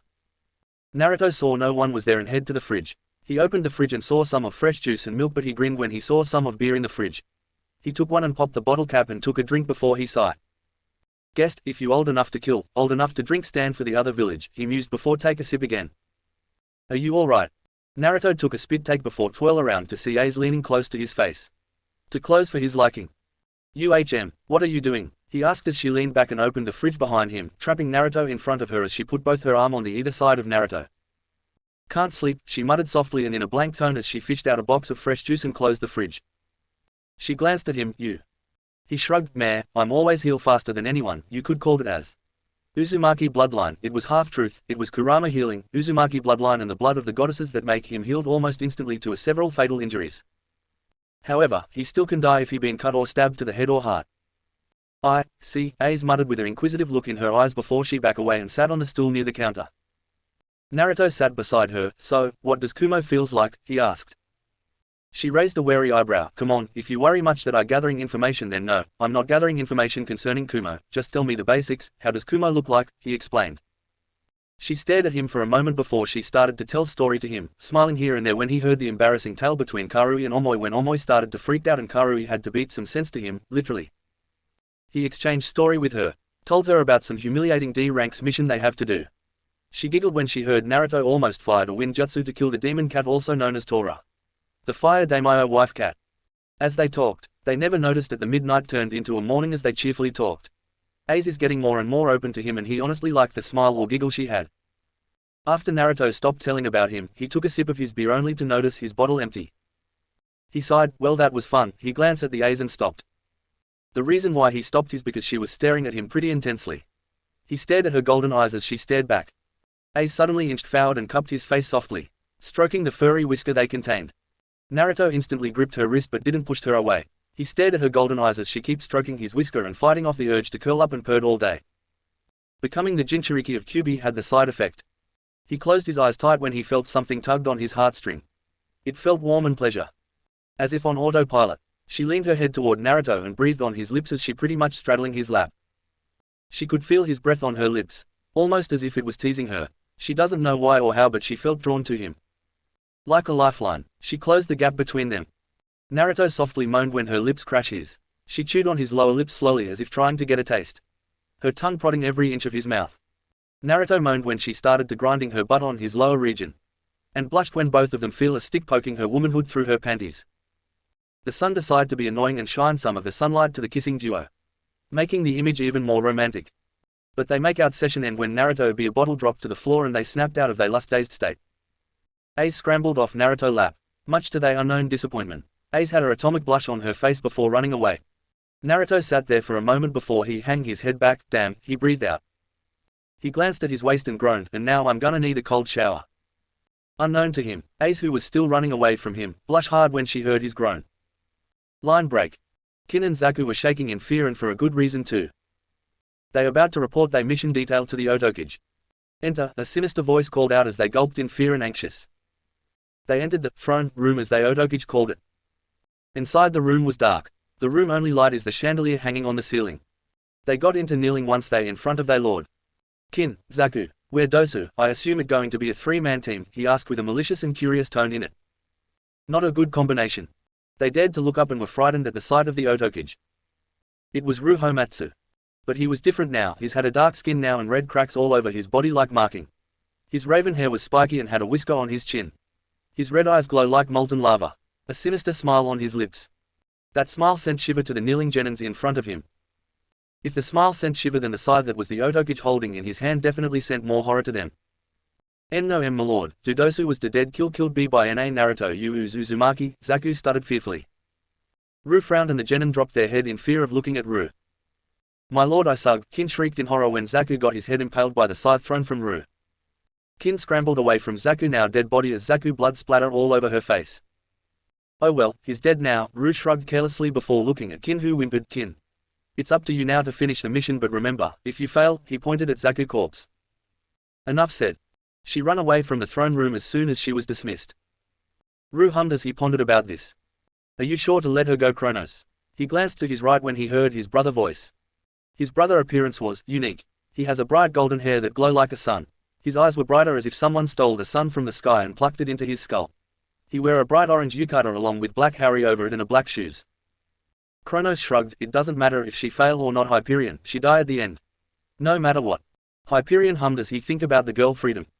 Must you wear something so bright? Do not mock me, brother, I'm the Titan of the Light. Oh, just shut up. Chapter 16, Speed vs Lightning. After a few days they rest, waiting for the other team to finish. They pretty much bored. They've been doing spars and reading book or planning their next move on the next part of the exam. The remaining 4 days has passed. The team who managed to survive the forest of death gather at the center of the tower. Naruto glanced around and saw some of the team made it while others did not. Team 7, the Konoha prince and princess made it out without a scratch. Menma glared at him when their eyes met. Mido stared longingly at him and Naomi were waving at him like mad with a great enthusiasm. Team 8 also passed the test. Kiba gave him a thumbs up and a challenging grin. Hinata shyly glanced at him before blushing and poking her index finger together while Shino merely nodded in acknowledgement at him. He smiled at him before turning his gaze at Team 9. Lee was doing push-up to brighten up his flames of youth, much to his teammate horror, though Neji hid it better than Tenten as he stoically stared ahead. Tenten scolded her teammate as Lee kept doing his push-up. He turned his gaze again and take a look at Team 10. Ino pestering Shikamaru, who looked ready to take a nap from all the commotion around him as Choji stuffed his face in his potato chip. He saw Team 12. Sasuke had a murderous look on his face as Sakura kept asking him for dates. While his third teammate, Aoi Rokusho, glancing nervously around him. 1. To everyone who had made it this far, I would like to congratulate you for passing on the second stage of the exam, Anko said loudly, gaining the genin attention. Quickly casting a proud look at Naruto, who smiled warmly at her without anybody noticing. Now I suggest all of you pay a close attention to Hokage-sama. Anko back away as Minato stepped forward, taking Anko's place. Before that, I would like to explain something to all of you. It concerns the true meaning of this Chunin exam. Why do we all have the allied country take the exam at the same time, even the neutral one, he said as he gazed at some the confused look of genin, to promote friendship among countries, to raise the level of shinobi, do not be confused, this is exam of war, he stated with a serious look on his face, making some of the genin nervous and tense, including his children who never saw their father so serious like this. While other had a bloodthirsty grin and confident look on their face. Especially on Naruto and Sasuke's face, making both of their teammate back away a bit from them. If we were to turn back time, at some point, all of us would be fighting against each other over who would rule. His exams is an alternate for us to avoid fighting as much as possible, Minato continued. Lords and ladies of all countries as well as your leader of countries will be watching your fight. You will fight with your life on the line to protect but not for your hometown but its prestige. If your country seen as weak, you will be losing client. The livelihood of a shinobi. But if you are strong, you gain clients, bolstering your homes. If your country shown as a strong country, it will also send political message to other countries. Then why we must risk our lives? There must be a better way to fight for this prestige, one of the genin yelled in protest. The strength of a country is the strength of the village, Minato answered calmly, and the strength of a village is the strength of the shinobi, and shinobi true strength, is born with a life-risking battle, Minato said seriously.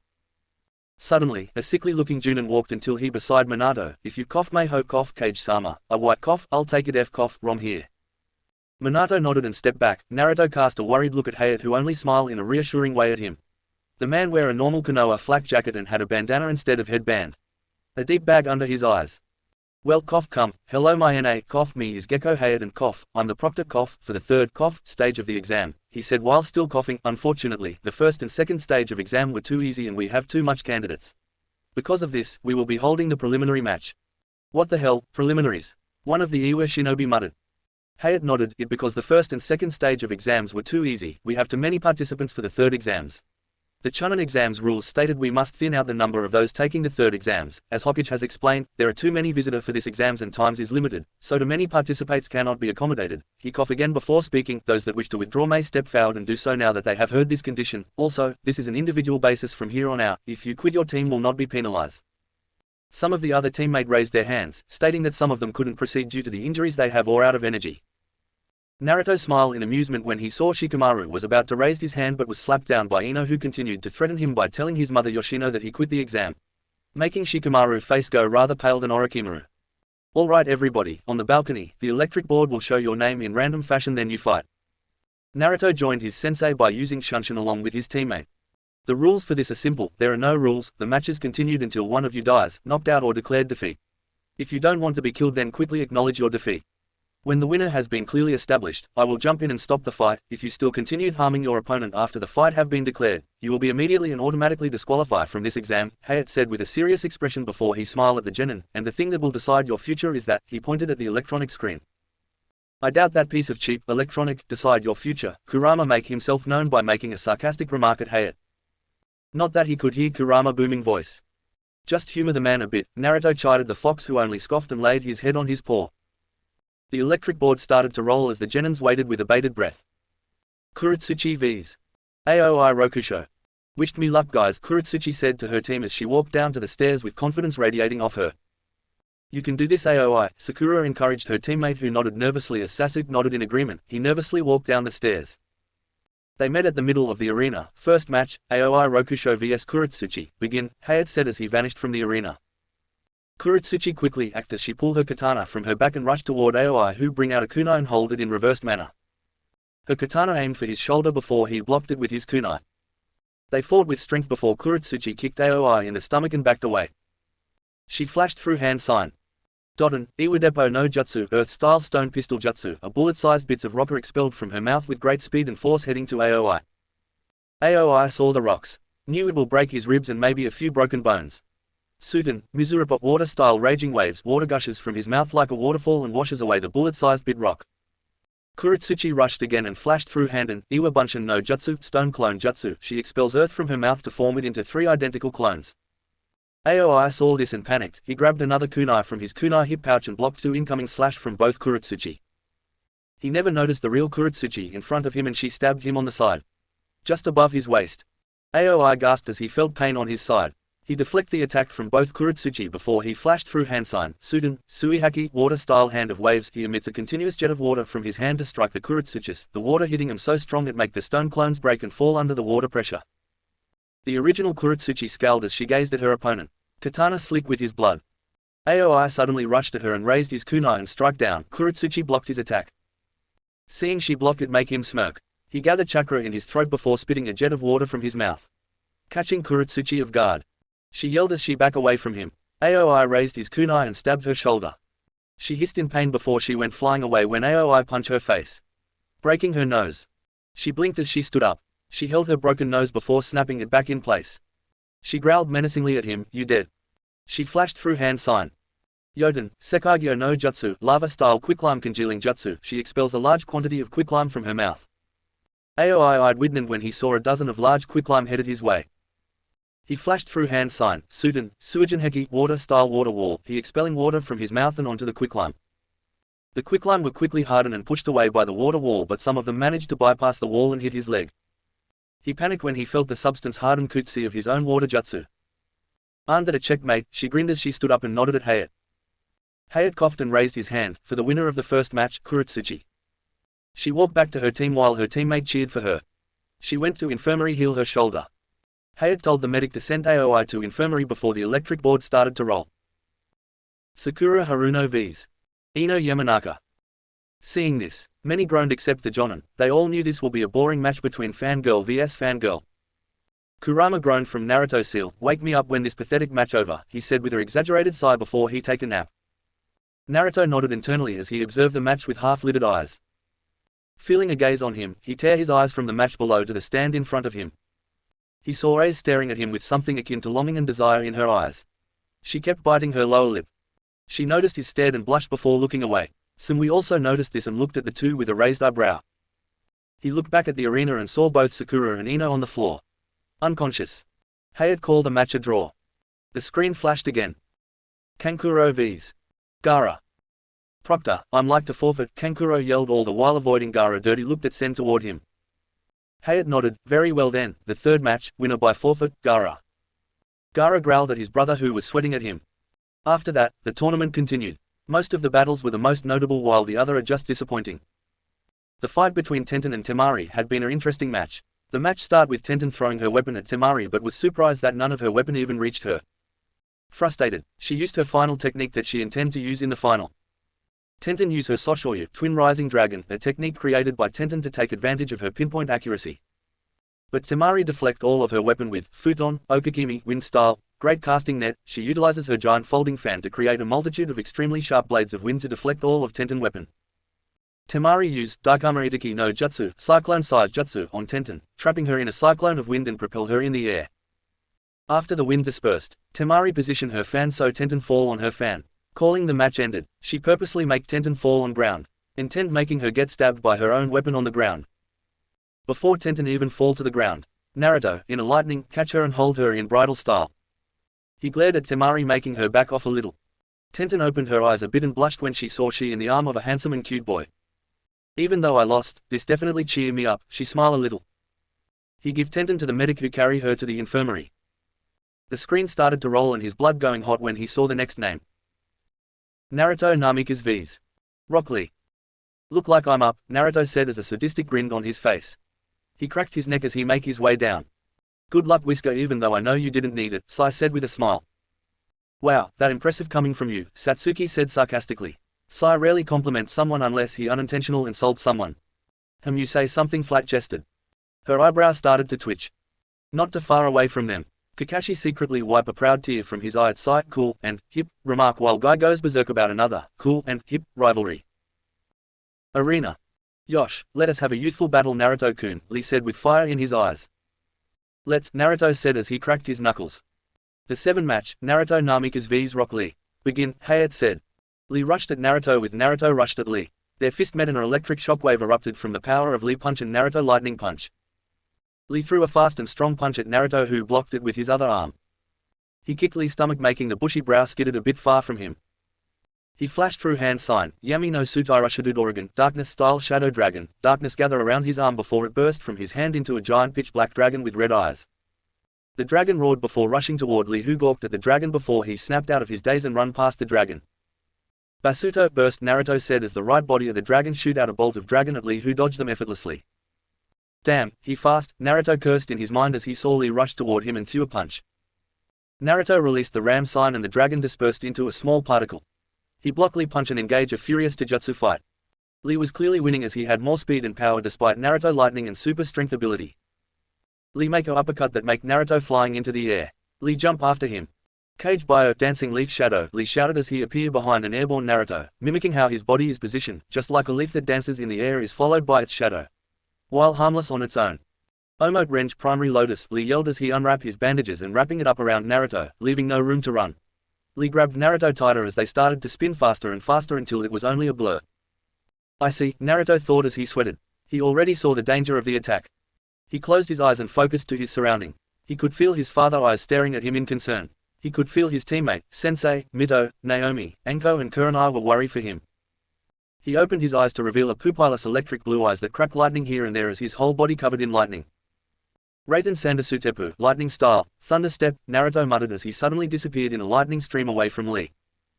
Lee slammed to the ground causing a massive explosion of dust and rubble. Lee stand at the crater he just slammed to stared at Naruto in disbelief. He couldn't believe that Naruto just escaped his technique. As for Naruto, lightning covered his whole body as he closed his eyes, as if meditating. Raiden ni no Dan, lightning style, level 2, Naruto muttered as the lightning changed into red color. Wind burst from Naruto's body as the floor around him has a hissing scorch mark as the lightning whipped around him. Raiden, Shidin, lightning style, violet bolt, Naruto said loudly as the lightning changed into a purple color. Cracks formed around him as the purple lightning lashing around his body. Lee put an arm in front of his face as he stared wide-eyed at Naruto power. Lee, he heard his devoted guy Sensei yelled. He turned his head at the stand to see his sent a knowing look at him before giving a thumbs up. His eyes widened before he grinned. He slowly took something from his leg warmer to reveal leg weights. He threw them aside. When the weight hit the ground, it shook the entire building and causing an even larger explosion than his primary lotus. Everyone except Naruto stared at Lee wide-eyed. Lee crossed his arm and closed his eyes in concentration. Then all of a sudden a large gust of wind burst out of Lee, surprising everyone in vicinity. Then blue chakra appeared out of Lee whose face started to get more redder and redder the longer the jutsu went on. Lee let his arm to his side, allowing everyone to see his enlarged eyebrow red skin and pupilless eyes. Whoa, Sasuke said as he gazed at the arena in amazement at Lee and Naruto power. A green aura surrounded Lee. Third gate, gate of life, open, Lee yelled as power surged through him. Fourth gate, gate of pain, open, more power surged through him causing the rubble swell around him. Kakashi already had his Sharingan out and saw Naruto's body filled with darker blue, lighter blue and red energy. He narrowed his eyes at the red chakra. You ready Kurama? Naruto asked as he went to crouching position. Both palm on the floor, right leg bend while the other stand. I was born ready kid, let's do this, Kurama yelled with anticipation in his tone. It had been a long time he watched a great battle since the start of the tournament. Lee rushed at Naruto with amazing speed as Naruto did the same. They exchanged punch for punch, kicks for kicks. Naruto could feel his fist started to numb from the power of Lee punches. Lee also goes numb by Naruto lightning punch.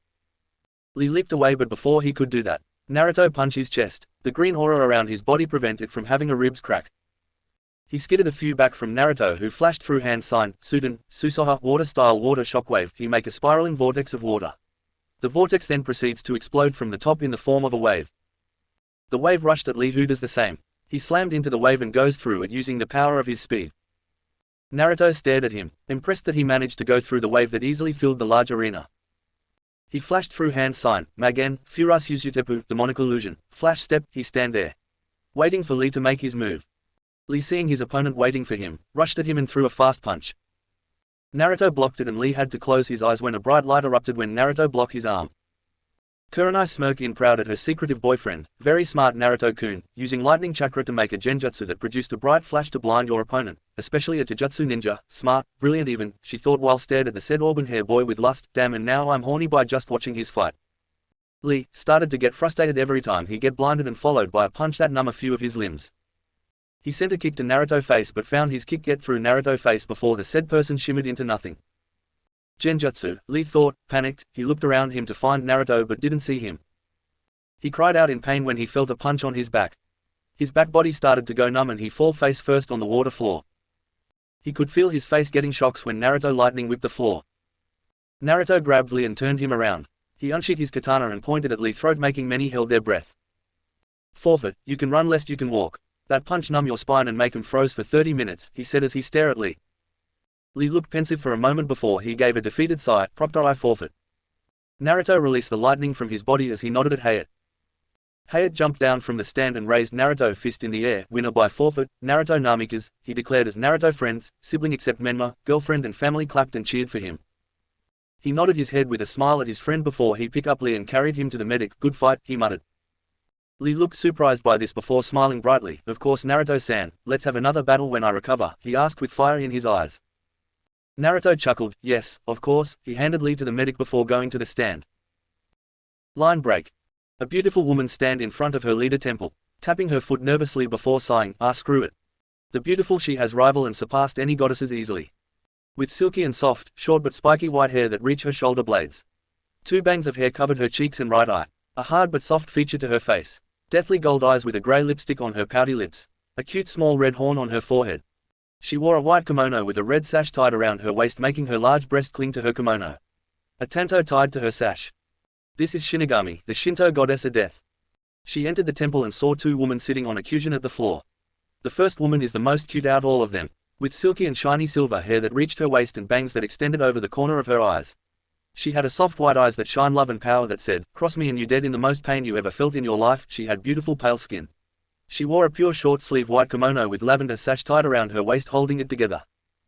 In front of her is the most sexier woman out all of them. She had a long red hair as if blood is her hair color. A bang of hair covered her left hair, giving her a sexy look. Her ruby blood eyes color as if her eyes contained a pool of blood in them. She had a glint in her eyes that screamed torture, hell, sadistic, mischief and lust for a certain auburn hair boy. She had a slightly tanned skin and wearing the most revealing cloth out all of them, a fishnet shirt that held the biggest asset between 2 of them. A pitch black mini skirt that barely reached her mid-thigh and a red and black color jacket. I'm telling you Kami-chan, it was hilarious when I torture this guy by showing I'm killing his son. She laughed with a sadistic glee while Kami just laughed awkwardly with a large sweat dropped on her forehead. She noticed Shinigami nervously standing to the doorway. Ah Shini-chan, come here and sit with us. Shinigami walked toward her nervously as Yami eyeing her deviously. She sat in front of Kami and gulped nervously. Kami, I have some trouble news for you. Oh, what is it? Our pantheon has been breached. There was a dead silence after Shinigami said that. Yami had a rare serious expression on her sexy face. Kami also had a serious look on her soft face as she slowly leaked her power. What? That was a deadly question by Kami. Her silver hair overshadowed her eyes. The pantheon had been breached. Just today I picked up souls that just had been killed. I noticed that the souls had been tainted by a titan energy or more specifically, Kronos. How is that vile monster get into our pantheon without being noticed? Kami asked dangerously. And also yesterday I found a bifrost mark. A Bifrost mark, Yami asked, interested. Now that is interesting. First it was Greek and now Norse. What does all of the gods want to breach our home? I want you hunt down anyone who breached our home. From now on the Shinto pantheon is on complete lockdown. No one can get in or out. If someone force their way in they will be dealt with immediately. Kami ordered her with steel in her voice. Shinigami bowed her head. Of course Kami-chan. Chapter 17, Stay with me. Naruto hummed as he watched Kiba fight with Ace. After his fight, he saw the electric board started to roll and saw Ace and Kiba names started to show. The fight were interesting to say the least. The fight was started Kiba using Gatsuga, Fang over Fang, he and a Kamaru spin at a ferocious speed at Ace who stared blankly at him. She flashed through hand sign, Futon Ishirudo wind style air shield. Green flames started to burst out of her body and swirling around her like a shield. Kiba hit the shield and thrown aside of the arena, hitting the wall with a sickening crunch. Naruto winced for his bro. After that, the battle has been one-sided the most, with Ace winner by knocking Kiba with her unique green chakra. Everyone wondered why her chakra is green or it was a bloodline. After that came the battle between Hinata and her cousin, Neji. He kept growling, breaking or scratching the railing as he watched blood seeping out of Hinata's mouth when Neji sent her away with a palm strike just below her heart. He is not the only one who was worried though. Kurenai were biting her finger in worried for her student. Kiba glared at Neji. Shino may not look worried but the angry buzzed sound in his coat said his emotion clearly. Guy stared at his student in disappointment while Tenten frowned in disgust at her teammate. The other sensei and Genin also showed displeasure, worry and anger though the Junin hid it better than the Genin. Hinata was on the ground but struggled to get up. No, I'm not done why yet, she said weakly but determination was clear in her eyes. Neji scoffed, acting tough is useless, you can barely stand, I can see that, he said in cold and harsh tone. From the time of your birth, the responsibility of Hyuga main house has been forced upon you, you have hated yourself for your own weakness but people cannot change. This is destiny. Naruto scoffed at that, earning a weird look from his teammate. There is no need to suffer. That's not true Neji ni-san, because I can see it, it's not me at all. Hinata coughed some blood making Naruto, Kurenai and the other rookie worried, the person lost and suffering, within the destiny of the main and branch house. Is you. Neji vision went red and he lifted his palm up and rushed toward his cousin, intent to end her life. Neji, stop, the match is over, Hayate yelled furiously. Before even the Junin could react, in a red lightning, Naruto was already there. Neji cried out when his palm hit the lightning covering Naruto's body. Red lightning danced around his body, his glove has ripped out, cores of his nail turned into claws. His canines poking out of his lips as his pupil turned into a black slit in his eyes. He stared at Neji with no emotion. That when everyone began to notice the weather changing. All the light seemed to drain out of the arena. The smell of ozone filled the air. The floor rumbled as if they had been hit by an earthquake. They could hear the skies outside of the arena rumble ominously. BAKRAM. All of the genin yelped, even A's, Samui, Satsuki, Sasuke and Sai, when a red lightning bolt struck down the arena from the darkened skies, completely destroying the roof. I wonder, Naruto said as many shivered at his voice. It sounded booming and like a crack of lightning in his tone. What would happen if I cut the thread of fate that bind you, Neji? Neji gulped when he heard that question.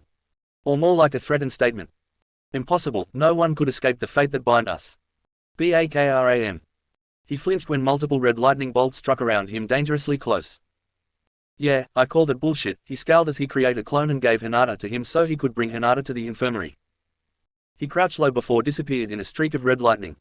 Neji's eyes widened when he felt his throat goes numb. He could a hand gripping his throat and his body lift up in the air. Then screamed Neji. Scream for your fates to save you, Naruto said as his other hand forming a chidori. Ready to impale his heart. Naruto stopped, after getting out of his shock. Minato finally stood up and shouted over his lung to stop his neglected son from killing a fellow Konoha nin. Even though Neji was about to kill a Konoha Kunoichi earlier, but that was not the point. He glared hatefully at Minato so much that make the fourth Hokage flinch. After a tense moment, he finally released Neji's throat.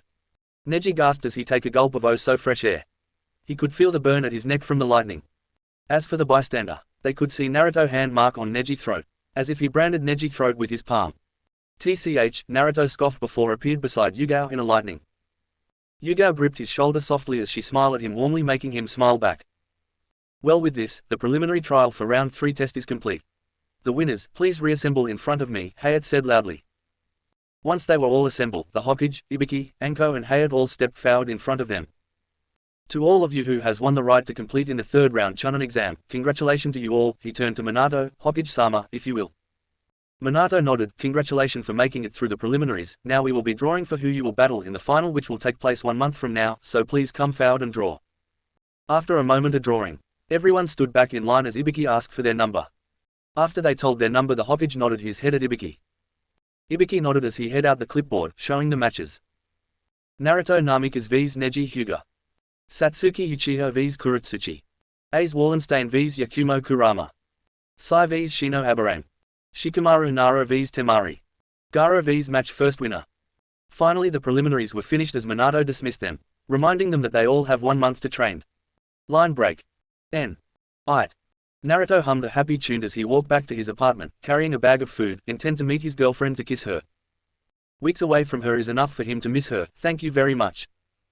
Suddenly he felt a horrible feeling washed over him. He recognized it was Kurama negative emotion sensing. He stopped and whipped out a kunai, just in time to block a kunai that was sailing to his head moment ago. He turned around and what he saw shocked him. Standing in front of him is Kin. She looked terrible, to be honest. Her hair is matted and greasy, dark circles around her eyes, and she was shaking like a leaf as if she was about to die at any moment. Kin, he said, shock in his tone. Kin let out a shrill scream before she rushed to him, kunai raised in the air. Naruto dropped his grocery and pulled one of his katana. He blocked the incoming kunai and gripped her wrist. What are you doing? He hissed. The tournament is over. You kill me and the result will be war between our village. She didn't answer, but she's still shaking. She dropped the kunai and fall to her knee. Naruto let go her wrist and sheathed his katana back and kneel to her eye level. Kin, tell me, what happened to you? He asked softly. Anger flashed in her eyes. Why, what happened? She said softly as tears welled in her eyes. He's gonna fucking kill me. That what happened? She hit him in the chest, but Naruto barely felt it. You killed my team, you ruined everything, she yelled the last part while slapping his face and chest. After a moment she finally stopped and buried her face in his chest. She cried for her own life, scared of what Ru would do to her. Naruto wrapped his arm around her shoulder as he tried to comfort her. He didn't know what happened, but he knew she needs some comfort for now. He felt warm, droplet of tears on his chest, causing him to bring her closer to him, whispering soothing words to her. It was a minute he noticed she has stopped crying and now snoring softly on his chest. He chuckled before create a clone to grab the bag as he positioned Kin into bridal style. Line break. I'm home, Naruto said loudly as he opened the door to his apartment. In the bedroom, Kurai's sexy and seductive voice yelled in the bedroom that sent shiver to his body. He walked toward his bedroom and nearly dropped Kin when he saw Kurenai laid on the bed. She was wearing a black tank top that held a large breast. She wore no underwear as she parted her leg, showing her cunt to him as she fingered herself. "Hey Naru," Kurenai stopped as she saw the Kuzen in her boyfriend's arm. "Hey, Kurenai," he said awkwardly as he bounced Kin in his arm. Can we talk, for a moment?" he asked. Kurenai frowned before she goes finding her panties in the wardrobe. "What happened?" she asked seriously once she done wearing her underwear. Naruto sighed before he explained the situation to her. Chapter 18, Help from the Cages. Kin groaned as she opened her eyes and saw the fan on the ceiling rotate lazily. Where am I?" she mused as she sat up on the bed she was sleeping and looked around. She saw she in some kind of girl room if the woman panties hanging on the doorknob were any indication. She stood up from the bed and walked out of the room. She caught a scent that was heavy in the air. It was the scent of onion followed by butter. There was something else she couldn't recognize. Walking into what she was assume a kitchen, she was greeted by a sight that bring warm to her heart even though she don't know why it does bring warm to her. Naruto was sitting at the table, smoking a cigarette while reading a jutsu scroll. She noticed his hand reaching out to the table and she cringed, expecting a kunai. Instead, he just grabbed a mug near the plate and took a sip. She was sure it was coffee if the smell of caffeine were any indication. She glanced at the table and saw a lot of dish there waiting to be eaten. She saw pieces of shobiyaki on top of a bed of the julienne ox heart cabbage and rice. "Well, are you going to eat it or you just gonna drooling over there all day?" Naruto said nonchalantly as he took a puff of his cigarette. She blushed in embarrassment and wiped her mouth. She took a seat across him and stared at the food suspiciously. "It's not poisoned if that what you think." His voice made her jump a little as she remembered he's still there. "How can I trust you? Don't try to kill me by poison my food." She glared at him. Naruto glanced at her before he sighed, rolling back the scroll and put his cigarette into his ashtray. "You don't," he said in a matter-of-fact tone as he reached across her and took a piece of meat and put it in his mouth, chewing the meat slightly before he swallowed it. She stared at him with wide eyes before she picked up her chopstick and took a bite of shigoyaki. Her eyes widened in shock when she tasted his food. It was delicious as if the food itself made by a chef. This is delicious." She took another bite then another and another. She heard he chuckled lowly. "Glad you like it." He took the cigarette from the ashtray and inhaled the smoke before exhaling it through his nose. They sat in silence, well except for Kin who was wolfing down Naruto homemade cook like no tomorrow. Naruto could only watch in amusement as Kin put down her chopstick and sigh in satisfaction. Back in Oto, they only ate poor conditioned food and some of them was a leftover from another shinobi. In other words, they have to eat rubbish if they want to survive. She blushed in embarrassment when she saw Naruto looking at her in amusement. She wiped her mouth with a napkin and stood more straighter. "So, what do you want to know?" Naruto smirked that literally said mischief. "Everything." Line break. Naruto hummed as he watched the rain hit his window. Kin told him about her mission. About the Otokage, about the invasion and about him. He knew that Ru is Kronos in disguise. The only thing that bothered him is why would Kronos be here and how did he get here without being spotted one of the Shinto deity. Question only lead to more question. Lately he even couldn't contact the goddesses. Sometime he could feel any of them watch over him. Especially Aphrodite, he could feel her eyes practically drink the sight of him ravishing Kurenai body. But he couldn't feel them anymore and that worries him. "A Ryo for your thoughts." A pair of slender arms wrapped themselves around his neck as he felt a hot breath on his neck. He leaned his back against Kurenai's bosom. "Just tired from all the battle I had." She nibbled his ear. "Want me to relieve some of that stress?" Na Ru to Kun. He literally shivered in delight from her husky voice when she blew her hot breath on his ear. Why did his girlfriend had to be sexy and cute at the same time? He chuckled nervously. "As much as I like that offer Kurenai-chan, I need to train for the third exam." He untangled himself from her arm. She pouted. "Moo, but we can have a quickie." She turned around and wiggled her bubbly but firm butt to him. He spanked her bubbly butt, getting a cute yelp of pleasure and pain from his girlfriend. "No means no Kurenai-chan." He walked to the door. She pouted even cuter at him. "Meanie," she yelled at him. Naruto stopped at the door and sighed. He walked back toward Kurenai who had an excited look on her face. He grabbed her chin and gently forced her to look at his face. He leaned down and captured her lips. She could feel her breath hitched in her throat as Naruto's tongue ravished her mouth. After a moment, he parted from her, lines of spit hanging between their mouth. Naruto smiled at her dazed look. "Tonight, I promise." In a lightning, he disappeared from the room.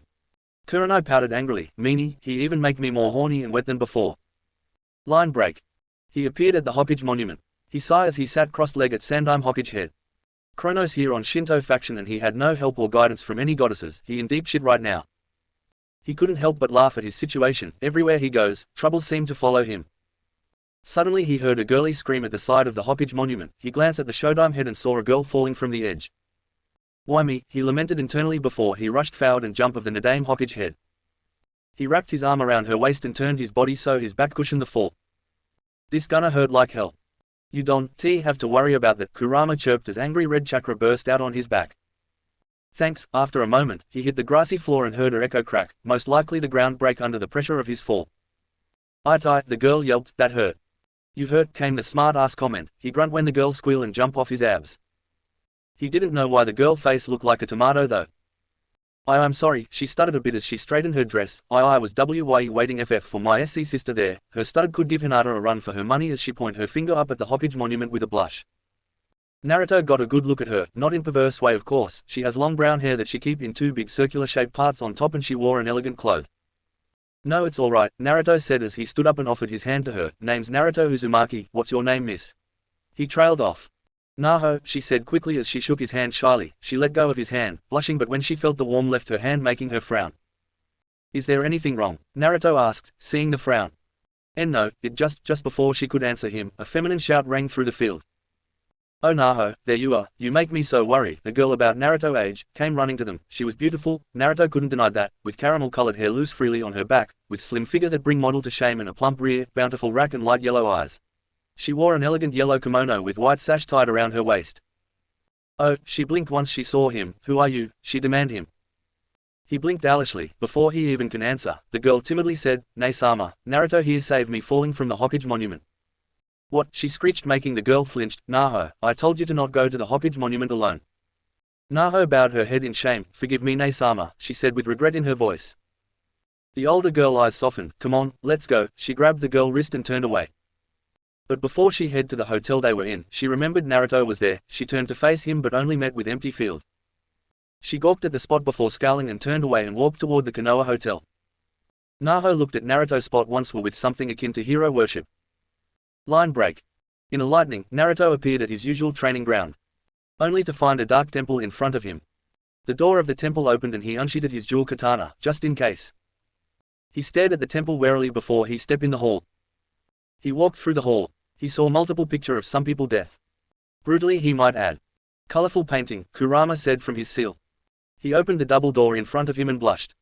In front of him is the most deadliest, beautiful woman he ever saw in his life. But that not what the only thing get his attention. It was the tanto that strapped to her waist. It gave a death and misery aura around her.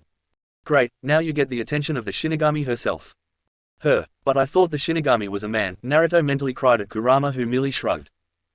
Many beings also thought that, it just her power and aura of death making people saw her like a terrifying goddess, especially mortals since they can't saw her true form.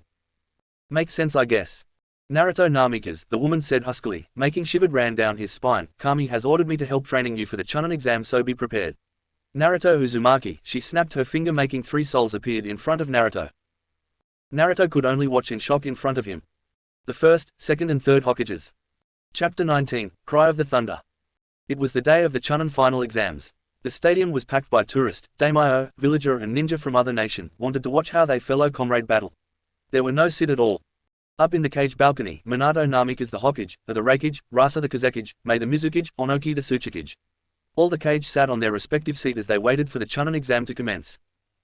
Behind Minato is Yamato and Anko, acting as his bodyguard along with Darui and Tsubaki, and Pakura stand guard behind the Kazekage as Gary and Kitsuchi do the same. I craned his head left and right. "Where is the Otokage? I thought he sent some of his genin to participate the Chunin exam." At the Reikage booming question, the other cage turned to stare at Minato questioningly.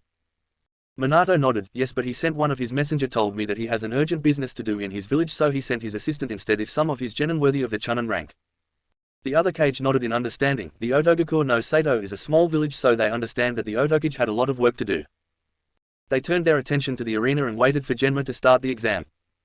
Line break. By the time nearly everyone was seated, nearly all the competitors has arrived at the stadium with the exception of Naruto. Even Zabuza and Haku was present as they want to watch Naruto match. When they heard about his match in the preliminaries round, they were ecstatic to see his battle. Everyone was worried for Naruto. His match is the first one and he's not here. "Whisker, where are you? Your match is about to start," Sai thought worriedly for his friend, though his face showed an emotionless facade as he glanced around. Yakumo and Satsuki searched the arena and find nothing. They look at each other and sighed worriedly. Concerned for their crush. Not that Satsuki gonna admit. Yugao had a confident look on her face. She knew he not here, but he not gonna miss the whole match. She thought and knew him better. Kurenai had been biting her lip worriedly. She was angry and worried all the same. Angry cause he just left her for 1 month without so much told her, and worried where he could have been. The other genin were also worried. Neji looked smug as ever, as if he had been expect Naruto gonna quit the exam cause he scare of the Byakugan and that was his fate to low. Bakram. Everyone except the cages flinched when a thunder cracked in the now darkened sky. Everyone stared at the sky incredulously. Just a moment ago it was all sunny day and now it was gonna rain. Nobody saw Team 11 including Yugao had smirks on their faces, their only one thought ran through their heads. Show off. Bakram. Dozen lightning bolt came from the skies and hit the arena surrounding Neji who looked nervous at the thunder. He could already feel his feet goes numb by all the bolts hitting the ground. Suddenly, a bigger lightning bolt hit the ground in front of Neji, and lo and behold, Naruto Namik is kneeling on the ground with lightning bolt dance around him. Every girl and woman present blushed at his appearance. He wear a long-sleeved grey trench coat with silver fur collar, silver beads on the back of his hair clatter, his jewel katana strapped to his back along, his metal bracelet visibly for anyone to see strapped on his arm. Am I late? He asked. The girl blushed cause to them, his voice sound deep, husky and sexy. No, you're right on time Naruto. Genma smiled at him before he cleared his throat. Now, for the first match, Naruto Namikaze vs Neji Hyuga. Begin. As Genma get out of there, neither Genin make their move as they studied each other carefully. Finally Neji speak his piece. You're not intimidating loser. I'm sure you probably think your jutsu gonna help you to defeat me but you're wrong. I'm the worst opponent you could have against. Naruto didn't say anything as he watched Neji movement before he lowered his head, his beads clatter as his hair overshadowed his eyes. What's the matter loser? Finally realized that you cannot win this fight. Neji mocked as his words sink in every audience. Kiba, Sasuke, Shikamaru, Choji looked on confidently as they knew Naruto could defeat the smug bastard while Kurenai, Hinata, Satsuki, Yakumo, Naomi and Mido looked concerned at their lover-crushed brother. Impatient and irritated at Naruto's unresponsiveness, he activated his Byakugan and rushed at Naruto who didn't even bother to move. He jabbed his chest or more precisely his heart making the audience gasp in shock. Neji backed away in confusion as he saw his opponent still standing. Naruto lifted his head and Neji cringed a bit at the expression on Naruto's face. It was a wicked grin filled with razor-sharp canines and blazing red eyes. My turn. With that, he rushed at Neji with lightning exploding on his feet every time he took a step. Neji dodged a lightning punch that was aimed for his head and winced when Naruto kneed his stomach, already feel the numb on his front. He grunted when one of Naruto's punch hit his face, sent him crashing at the arena wall, making spider-like crack appeared at the wall. Neji shakily got out of the wall and stared at him disbelievingly. That strike hit your heart, you should be dead. Wrong, Naruto said emotionlessly as he sent a glance at Minato and Kushina who were seated at one of the private stand in the stadium along with other clan heads. I'm already dead. He flashed through hand sign, Raiden Boruto Shoto, lightning style, bolt shot, lightning danced around his arm as he pointed at Neji. Dozen small lightning bolt formed and shot toward Neji at fast pace. Neji danced around the bolt to avoid being hit. He could smell the strong ozone in lightning bolt. If he got hit, he finished. Hinata stared at head crushed worriedly. Naruto-kun, please be careful. That strike could send you to coma or worse dead. At the mere thought of her Naruto-kun died at the hand of her cousin were enough to send her to tears. Kurenai bit her finger worriedly. Come on, I know you can do it Naruto-kun. Tenten had a confident look plastered over her face. She knew Neji would win. Her Hyuga teammate might be an asshole sometime but she knew that auburn hair boy would lose to Neji. He was named as the Hyuga prodigy for a reason. Neji leaped forward and took a serious fighting stance. I see you got some jutsu under your sleeve but that won't help you in this battle. He rushed toward Naruto and furiously tried to assail his Tenketsu point. None of his attack managed to hit Naruto as he dodged them at lightning speed. He reared back and hit the auburn-haired boy in the shoulder. And was kindly received punch to the face courtesy of Naruto that make his body skidded across him. Naruto leaped at Neji with arm cocked back, ready to send him flying but Neji already regained his breath and deflect his attack with a swift of his arm. Naruto punched his shoulder making he gritted his teeth as he feel his shoulder goes numb. Neji punched his stomach making Naruto step back. It's over, you within the field of my haka, Neji said smugly. Haka Rokujuyon showed gentle fist art, 8 trigrams 64 palms. The assault was over as soon as it was begin. Neji jabbed all over his Tenketsu point, closing them. Naruto was sent skidding back by the force of his attack. Naruto panted as he stood on his feet, frozen by Neji hit. I hit 64 points on your body, you can no longer use chakra, this match is over, you done, Neji said smugly as he see his opponent stood frozen. He turned his head at Genma, ready to call the match. Only to hear Naruto chuckle. He turned his attention back to Naruto who chuckled turned into blown laughter. What's so funny loser, finally admitted that you can never defeat me, he arrogantly said. Naruto laughed turned into a slow chuckle before he stopped and a cold expression his face that sent shiver to anyone who saw it except Neji. Even with the Byakugan, you still blind aren't you Neji, he said in a mocking tone while emphasized the word with. Neji got mad as he vision filled with rage. Well then, my turn, he said, barely a whisper as red chakra and sparkling blue energy filled his coils making red lightning dance around his body. Wow, what is he? Neji thought as he watched Naruto with his Byakugan on. It was almost hurt to his eyes as the red chakra and sparkling blue chakra energy mix together and make a brilliant red light show in Naruto chakra coils. Without even wasting time, Naruto flashed through hand sign, Raiden Sanda no Kurite lightning style, Cry of the Thunder. He pointed Neji with his index and middle finger, and a small bolt at the size of his thumb shot at Neji. Neji tried to wipe off the bulb. When the small bulb latched to his chest, the bulb gave off a small shock here and there as if it was a signal. BAKRAM. BAKRAM. BAKRAM. Everybody looked on in shock as the skies darkened itself and shot 3 bolts at Neji, who paled at the sky. Hakusho Kaiden, 8 trigrams, palm rotation. Without hesitating, he began to spin furiously while releasing chakra from his Tenketsu point. The chakra he relays create a dome of chakra that rotated around him at fast speed. The lightning bolt hit the dome but didn't get through the dome. BAKRAM. BAKRAM. BAKRAM. BAKRAM. BAKRAM. More lightning bolt hit the dome. Even though Neji was safe inside the dome as the lightning hit his ultimate defense, he could still feel his whole body goes numb courtesy of the simultaneously lightning bolt. They so many, I couldn't hold the rotation much longer, he panicked as he tried to get out of his situation. From the outside the dome, Naruto smirked. The Hakusho Kaiden, 8 trigrams, palm rotation, is hailed as an ultimate defense by the Hyuga, but the question is how long he can keep up. With your and mine chakra reserved, I say, 30 minutes, as you didn't need chakra to keep the thunder coming and led the electrokinesis to the job. The only time chakra you use is when you making hand sign to make the jutsu activate, Kurama chided. After a moment, Neji, exhausted, released the technique and cried out in pain when a lightning bolt struck in front of him, sending his whole body numb as he flew away from the force of the bolt. The audience watched with bated breath. The smoke and dust cleared and the Konoha rookie along with several jonin including Kurenai cheered in happiness when they saw Neji lying down on the floor with Naruto loomed over his form. I impossible I should win I in the first P place, Neji wheezed out in pain as he stared at Naruto. Naruto stared at him. The fates may be alive, Neji, but I won't let them control my strings. No one can decide for your life. If you don't like your destiny, then don't accept it. Instead, have the courage and change the way you want it to be, he said bitterly before turning away his attention to Genma. Missing the shocked look on Neji's face. Genma nodded. Winner for the first match, Naruto Namikaze, he announced loudly before the stadium exploded into cheers. Naruto smiled a bit before making a way to the stands. Line break. Naruto walked through the hallway to the stand when he suddenly stopped. In front of him is Kurenai, marching her way to him, stoic expression on her face. Naruto sighed with a smile. I know, I didn't tell you anything and just this app. Slap.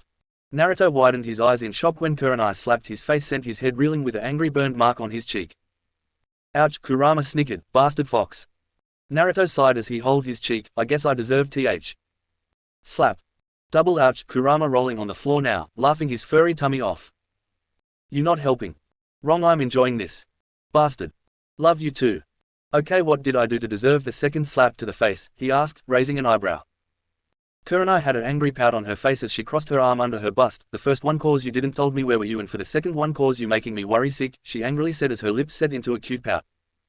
Naruto sighed. Babe, I'm sorry, okay, it's not gonna happen again, okay, maybe it's gonna happen a lot since I'm a shinobi. Humph, she turned her head away from him as she closed his eyes. Babe, he whispered as he closed the distance between them. Kurenai still didn't look at him. Naruto sighed before he smiled slightly. He wrapped his arm around her waist before humming a tune to a song she liked him singing. Kurenai had a blush on her face but still didn't look at him. Naruto grinned before he took her right hand and interlaced them together with his finger. Could you believe I could be different? I'll be the difference, I'll lift you high. Her blush deepened when he started to sing her favorite song. He started dance with her in the hallway. And I understand your hesitation, our reputation, it's no surprise, so let me redefine you and you can see the tide move just like tears in the eyes doing when you're feeling alone. Oh, baby, I'll be right here between the sea and silence, so breathe easy my dear, you can find sunshine in the rain. She had a smile on her lips as she danced with her knight in shining armor left and right. I will come running when you call my name. Naruto put her hand where his heart were. Even a broken heart can beat again. She smiled as she leaned her head closer to his, her lips reaching to his. To them, what only matter is just the kiss. Forget about the one who caused you pain. Their lips barely touching now. They could feel each other breath as the blush on their face got more red if that was possible. Kurenai waited for him to say her favorite line. I swear I'll love you in a different way. The song ended short and their lips connected. Kurenai moaned as she entered her tongue as Naruto did the same. After a hot make-out session moment passed, they parted and leaned their forehead together. Kurenai stared into his silvery reddish flame eyes as he stared her ruby crimson eyes. You forgot the other part of the song, she whispered lowly. Naruto leaned in again for another kiss. If kisses could be sent in words, then you will know the next part of the song with your lips, he whispered. And they kissed. Chapter 20, Kurama Unleashed. After they heated make-out session, they made their way to the stand where all the genin stared at him with bewildered expression. Sup, that all, he said as the other genin face faltered at the vague greeting while Kurenai sat beside her friend and chatted away. Sup, that all you got to say, Naruto, you make everyone worried, including my sister and mother, Kiba said as he narrowed his eyes at Naruto. Naruto merely smiled at him. Don't worry Kiba, I'm not too far from Konoha to train, he said as Kiba nodded. So what did I miss? He asked. Apparently, that Kuretsuchi chick lost to Satsuki, using Kaden Jutsu to destroy her cement and defeat her in a genjutsu, Kiba informed him. And Yakumo lose her match caused the Kumo Kunoiki break all of her genjutsu and knock her out in a strong wind jutsu. Wait, I missed a match already, Naruto asked, shock clearly in his tone. He didn't know his make-out session with Kurenai would take that long. Yup, Kiba nodded his head. Didn't even bother to ask what his friend were doing with his sensei, something better left unknown. And Sai give up his match and make me the winner. He knew he not gonna win against my bug, so he forfeit, Shino said in a matter-of-fact tone. Smart, Naruto nodded his head. He knew Sai wouldn't win against Shino, not that he against his teammate, but Shino had the advantage by using his bug draining Sai chakra and he only have limited ninjutsu and didn't want to kill a fellow Konoha genin, quickly forfeit. Shika match is about to start, Kiba told them as they turned their attention to the arena. For the fifth match, Shikamaru Nara vs Temari, Genma eyed both genin. Temari looked confident while Shikamaru looked bored and ready to fall asleep anytime. Lazy ass, he dryly thought with a chuckle. Let the match begin.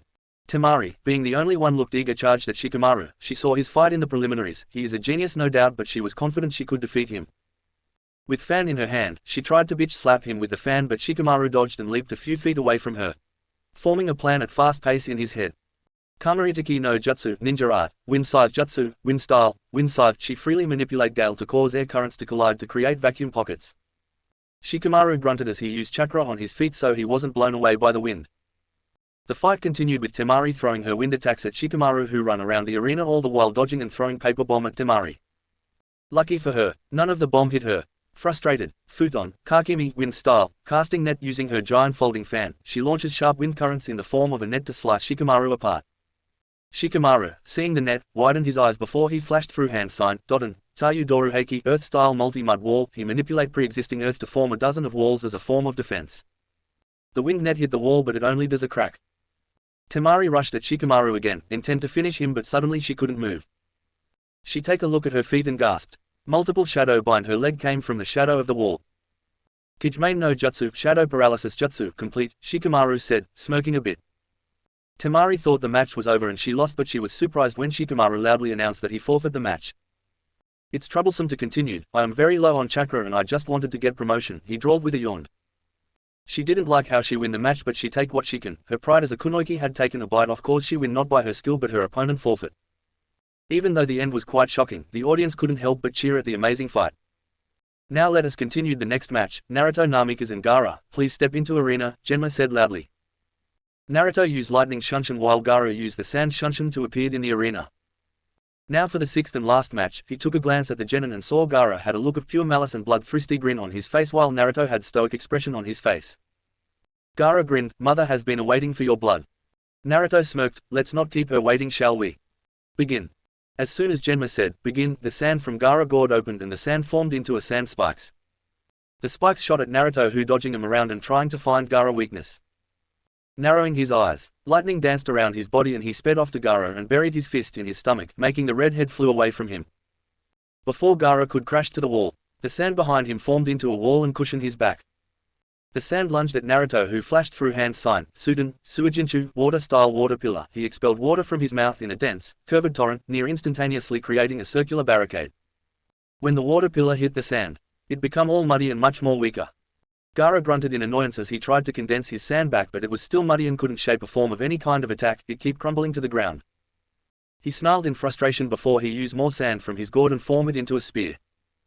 The spear shot at Naruto at fast speed. Cage box. Naruto, Minato thought in worry over his oldest son.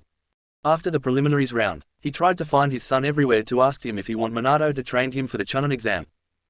But he couldn't find his son everywhere. He formed a search party consisting Kakashi, Tsunade, Guy, Hayate and dozen of Anbu. Kurenai said she knew Naruto could take care of himself, even though her tone said she worry sick for him, while Jiraiya said the same thing. Kushina also wanted to join the search party, but she had to take care of her other children. He hoped his son survive this exam so they can have some father and son time. Line break. Naruto dodged the sand spear. He rushed toward Gaara with lightning danced around him.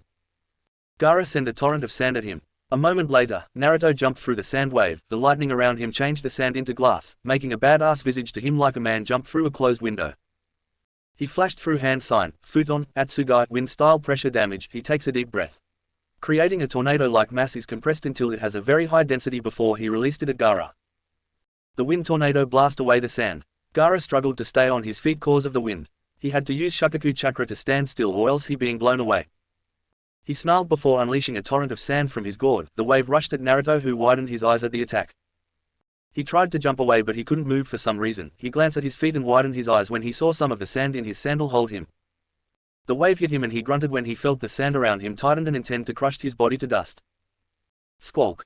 He choked a mouthful of blood when a sand spear stabbed him in the chest, or more precisely his heart, where nobody couldn't see cause of the sand waves. Oh fuck, he thought in pain as he tried to get out of the sand wave. Kid, hang on, I tried to heal you as fast as I can, Kurama assured him as the fox healed his body, but even he couldn't do much cause of the seal. Kukura Kurama, he thought weakly before darkness consumed his vision. Kid. Line break. Where am I? Naruto though as he looked around, he in some kind of throne room. His eyes widened when he recognized the room. Oh shit. Yes, come here little godling, came a sinister voice. Oh fuck. He turned around and paled. In front of him is Uranus, sitting in his throne, a malicious grin on his face as he rests his cheek on his palm. Come closer, Uranus said with a grin. I don't have much time, sooner or later, my bastard children would notice my presence in this realm. Much to Naruto's dismay, he suddenly teleported in front of the giant. Uranus shrunk down his throne along with his size into normal height. He gazed at Naruto amusingly, who looked pain and trouble despite he couldn't control his own body. Uranus put his palm on top of his head. Naruto gasped when he saw the solar system, he saw the universe, he saw everything. Feels good isn't it? Uranus said as he used his energy to look into the boy mind. Ah, your parent neglect you and you seek attention. I once had the same ambition, young man. I want everyone to recognize my power. Naruto snarled, you and me are different, Uranus. You throw your own children just because they ugly. I will not and never be you. For a moment, Uranus had a frown on his face before he smirked. Well, we see about that godling, he said as more of purple energy entered Naruto's body, making him scream in pain as Uranus' cosmic energy filled his body. Line break. Kid, Kurama continued his shout as he poured more chakra to his kid body. Kurama didn't know why, but everything is falling. His wound seemed to be more worsened. His wound is supposed to be healed already with Kurama chakra. Blast this gate, Kurama snarled as he bashed his head against the gate, but the gate won't even budge. His red-slitted eyes widened in rage when a purplish cosmic energy entered the sewer. He knew that energy anywhere. OURAAAAAANUUUUUUSSSSSS. Kurama yelled in full rage as he stand on his haunches and slammed his head on the gate as his red angry energy burst out of the gate and hit the cosmic energy. Line break. Naruto moaned in pain as he fell to his knees. His whole body felt like burning as his vision filled with the picture of universe. Yes, Uranus grinned as he take a look at the boy appearance. His right eyes turned into a purple and black flame. Suddenly, the other left of the boy face changed. His whisker mark darkened and his still silvery reddish flame eyes had a slit in them. OURAAAAAANUUUUUSSSSSS. Uranus jerked back in surprise, making his palm leave Naruto's head as the boy sighed in relief. Foul creature, Uranus muttered in annoyance as he gazed at the left side of the boy's face. Leave the boy alone this instance, you damn airhead. If the situation wasn't tense, anybody would snicker at Naruto's face. The right side of his face have a tired expression from all the energy inside his body, while the other half of his face had a hateful expression with half black lips turned into a snarl. And what if I don't, demon? If my memory serves me well, you hadn't even escaped from your jailer. What a so powerful creature could do a thing to me, he mocked, adding the fuel into the fire. Kurama snarled, how about I cut you up again and send your remain to the ocean just like your sons did, Let it be known that Kurama is an expert to push people's certain button. You imbecile, you may be stronger than Typhon, but I am the king of the cosmos, you and me, no other deity around. He then leaned forward in his throne, looming over a snarling and tired Naruto. Kurama, I will beat your furry ass like a Cherokee drum. Kurama snarled, maybe one day we find out. Then Naruto's body vanished into nothing. Uranus leaned back to his throne, glaring at the door in front of him. Line break. Minato stared at his older son worriedly. After the sand wave hit him, he goes stiff and unresponsive, as if he is dead. He took a sharp breath at the thought. He didn't even want to think about it. Kushina had tears welled up in her eyes as she fretted about her baby boy. The other Genins started to panic about Naruto. The Jonin was also worried about him, especially Kurenai and Yugao, but they hid their concern well. Gaara grinned in malice and hate before he squeezed his hand, making the sand around Naruto tighten, intent to crush him. Splash. Gaara took a step back in surprise when a beautiful black chain popped out in front of him, almost took his eyes. Ra-a-a-a-a-a-a-a-w-r. Everyone in the stadium flinched when Naruto screamed, his voice sound deep and full of hate. Minato and Kushina widened their eyes when a very familiar chakra they senses not too many years ago. Kyuubi, both of them thought, they sent a worried glance at each other. The other cage was also surprised by the power Naruto showed but didn't shock them. The older Jonin also worry when Kyuubi chakra entered their senses. A purple and red chakra burst out of him like a tidal wave, blasting away the sand over the stand. The Anbu hidden in the shadow had to use jutsu to block the sand. Naruto stood there panting, the wound on his chest visible for anyone to see. Much to everyone's horror, they all could see the wound was healing at fast rate courtesy of red and purple energy. Roar, he roared again as more black chain came out of his stomach and head toward Gaara, who looked shocked. Same could be said about Kushina, who was shocked and happy that her son inherited her clan famous bloodline, chakra chains. She couldn't wait to ask him if he wanted her to train him for the chakra chain. He used his sand to deflect the chains as he could hear his mother ranting about to kill the auburn hair boy now. Kid, you have to finish this fight now. Uranus energy affecting you. If you don't finish it now, that energy will eat you inside out, Kurama said as he fight off Uranus energy with his own chakra. Gee, got it, he thanked Kurama weakly before flashing through hand sign. Tiger greater than ram greater than snake. Tsunade widened her eyes at the familiar hand sign. Mokuden, Jukai Koden, wood-style deep forest emergence. By generating chakra and Demeter blessing, he forces trees to grow on the surface, easily creating a dense forest surrounding him. He willed the forest toward Gaara, who was trying to break the branches that reach him but failed as one of the branches coiled around him. Ironic cause he in the same shoes his opponent were in earlier. The audience had a shocked expression on their faces. After all, it's not every day anyone had the wood release beside the first Hokage. Naruto panted in exhaustion. After a moment he walked toward Gaara until he in front of him. Give up, the wood style if famous for capturing tailed beast, those branches that was holding now is sucking your chakra until it's drained, he said with an emotionless face. Gaara had a look of pure shock on his face. Why? Why would you help me? Cause I have to help a fellow Jinchuriki. Gaara eyes widened at that, being alone, being incomplete. What you must feel, what you most pain, I understand that. But for the people who are precious to me, he paused as if trying to find the right words, those people that are precious to me, if you try to hurt them, if you try to kill them, I will kill you, he said with cold eyes. Quote. What? Until now for the sakes of other, you, Gaara trailed off, clearly not understanding. Because they saved me from hell being alone, they acknowledge my existence. That is why they are all the most important, he said as remember Kurenai, Kiba, Shino, Hinata, Shikamaru, Ino, Choji, Sasuke, Sai, Yakumo, Satsuki, Yugao, Anko, Ibiki, Hestia, Hera, Demeter, Artemis, Athena, Persephone, Amphitrite. Gaara stared at him wide-eyed for a moment before lowering his head and admitted his defeat. Genma jumped down and take a look at Gaara before nodding. He took Naruto's wrist and bring it in the air. Winner for the last match, Naruto Namikaze.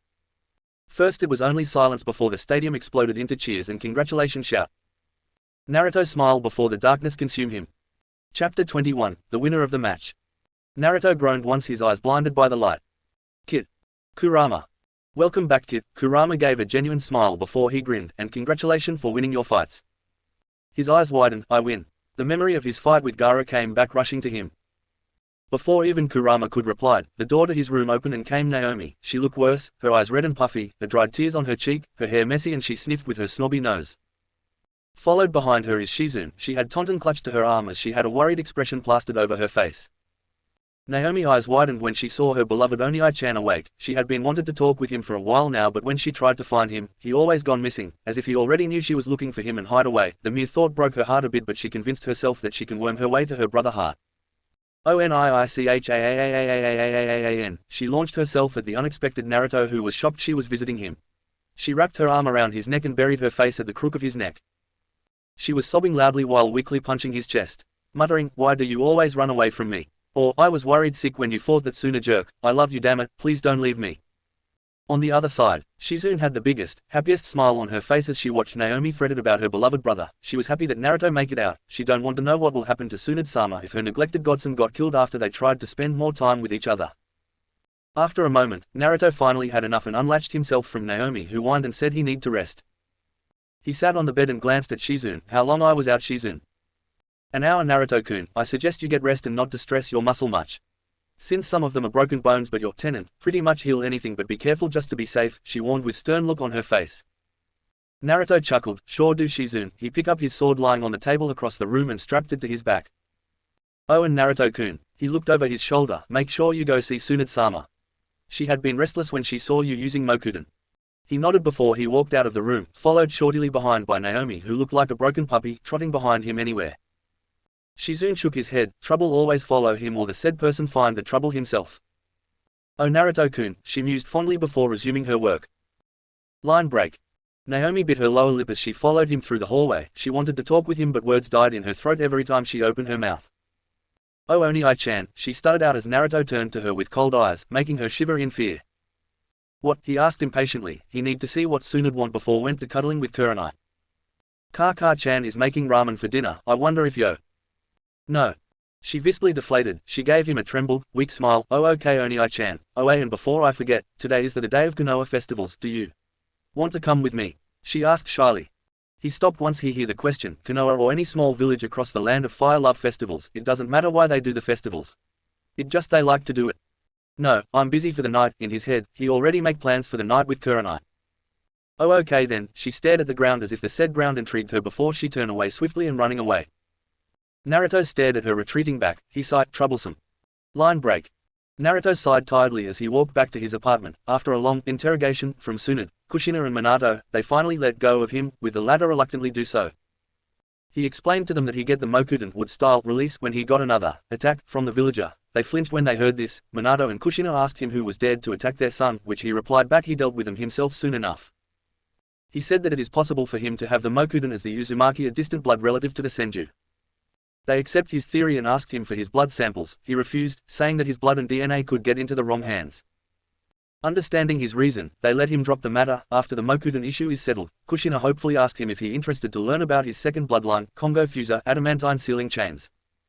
He flatly said no, making Kushina being depressed even more. After that they congratulate on his fight with Gaara and let him go. Tadaima, I'm home, he called out as he took off his shoes. With his sensitive hearing, he could hear a fast pace of footstep coming from the bedroom. A figure came out of the hallway to his bedroom revealing a sexy Kurenai.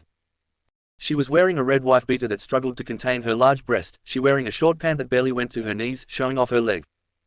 Her eyes widened when she saw him. She rushed toward him and embraced him, kissing him passionately. He said nothing as he kissed her back. After a moment, they parted and took a large gulp of air. I don't know you miss me this much Kurenai, he teased as she blushed. Well, I'm also miss other part of your body as well, she teased back as her hands slowly trailed down to his waist. Whoa, slow down girl, this little junior and T going anywhere, he teased back as he grabbed her wrist. She giggled at his joke. Suddenly, he smelled something. Smell like vomit. He scrunched his face in confused. Why does the whole house smell like a puke? Oh that Kurenai said, annoyance in her tone as he raised an eyebrow at her.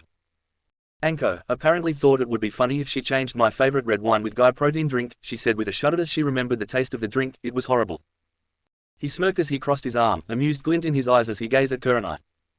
She pouted and rolled her eyes. All right. Fine, but don't whine at me when I don't give you any sex tonight, she humphed at the end with a stomp of her foot childishly, looking away from him. It was adorable to Naruto, who was trying with all of his willpower to not take and have his way with her then and there. Kurenai-chan, he cooed, she's still facing away from him. Kurenai-chan, he laid a palm to her back and channeled chakra to his palm. He started stroking her back up and down, massaging her back with chakra, sending a shiver of pleasure to Kurenai back. He smirked. Hook, line and sinker. Kurenai-chan, he cooed with husky tone in his voice, making her knees tremble before she fall to the ground. Naruto caught her and sat her on his lap. She blushed when she felt a hard stick poking her lower region.